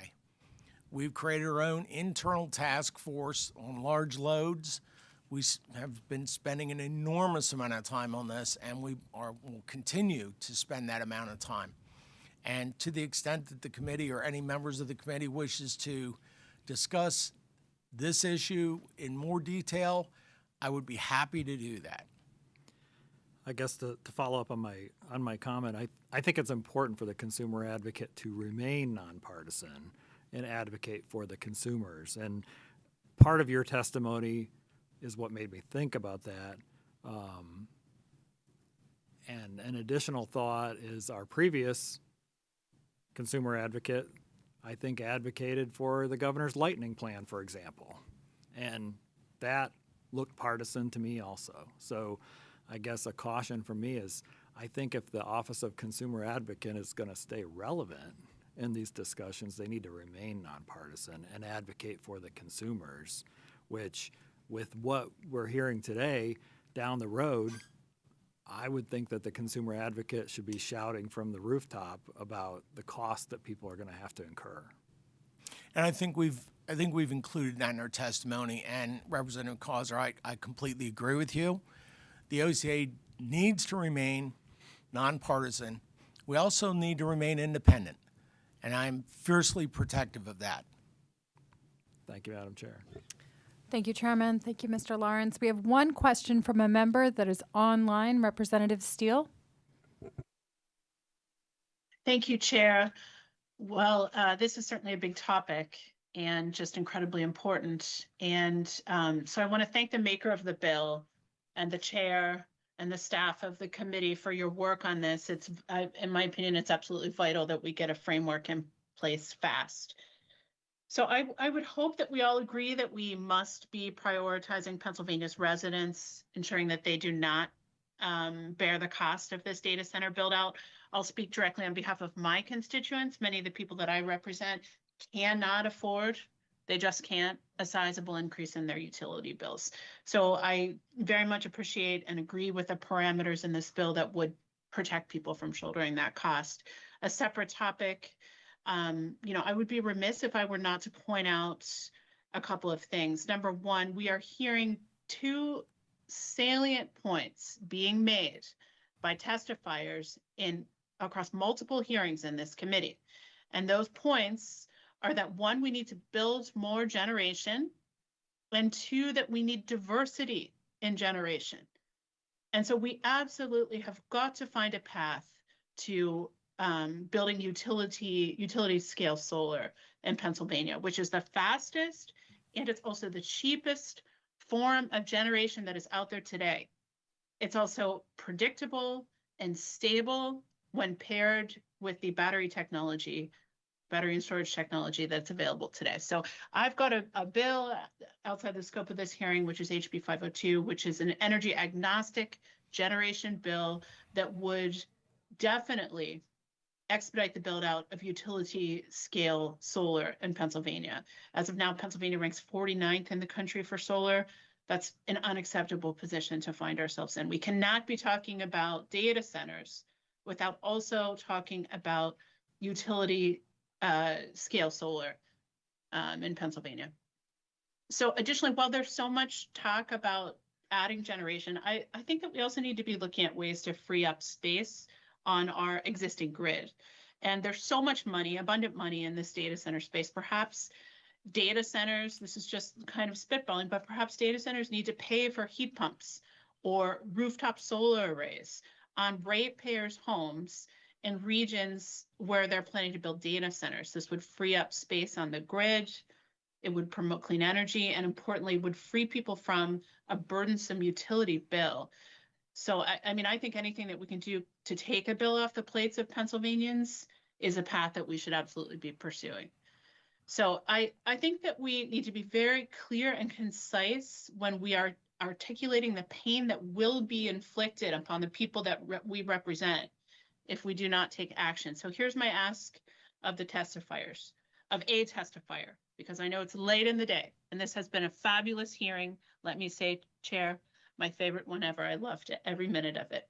But here's my ask to a testifier. If you can, in just a single sentence or maybe two, tell us if the House and Senate fail to pass appropriate legislation and we are forced to rely solely on the PUC's model tariff, what will the impact be to ratepayers and low-income customers? I don't think we know. I mean, part of it is we don't know because we don't know what the commission's model tariff is going to say, and it's a model tariff, to be clear. Utilities can or cannot follow it, which is why legislation makes an abundance of sense in terms of backstopping it. I think the reality is that the Commonwealth of Pennsylvania needs to do something. You know, I often feel like in these conversations, everyone's like, well, it's too bad to be true. It's too bad to be true that we have so much shortage and we're going to have blackouts. It's not. We're going to have blackouts if we don't do something. And what that means is, like, people will lose their electricity and people will die, right? Like, this is serious. So, like, we need to do something. So I think it's if we have an all of the above generation strategy, we need to have an all of the above regulatory and legislative strategy. The General Assembly needs to take the action it can. The Public Utility Commission needs to take the action it can. And PJM and stakeholders need to take the action that they can. Like, don't separate what Dr. Bowering's advocating for with what Mr. Lawrence is advocating for. These things go hand in hand in resolving the kind of affordability and reliability crisis. Right. And if I could just add very briefly in 1 or 2 sentences. First of all, customers across PJM have already paid more than $16 billion purely as a result of data center load. So that's happened. And that part of it cannot be directly affected by decisions of the Pennsylvania Public Utility Commission, because that is at the wholesale power level. But there is a way to address that, and that is, I keep repeating, we need more generation. We need the data centers to bring their own generation to address that, and that will mitigate those very large cost increases. Thanks. Thank you, Mr. Lawrence. We'll let you have the last word. Thank you. No, I was going to agree. We certainly need legislative action in this case. And as Chairman DeFrank had said, even when the PUC rolls out their model large load tariff, it's not going to have the force or effect of regulation. And it's not going to have the force or effect of a statute or a state law. And we definitely need that in order to curb some of these potential price increases. Thank you so much. Thank you, Rep. Steele, for the question. Thank you to all of our panelists and to everyone who joined us today. I think there's much food for thought coming out of this hearing. Certainly at the heart of it, I hope that the shared belief that we have to find a way to protect ratepayers from rising energy costs and also find a way to meet our growing energy needs. But much more on that and on the bill. Thank you to Rep. Matsy for offering this up so we could analyze it, tear it apart in a thoughtful way, and build something we might be able to get through. Chairman Causer, do you have any closing remarks? Thank you very much, Madam Chair. I think there's a lot of great information that came from this hearing.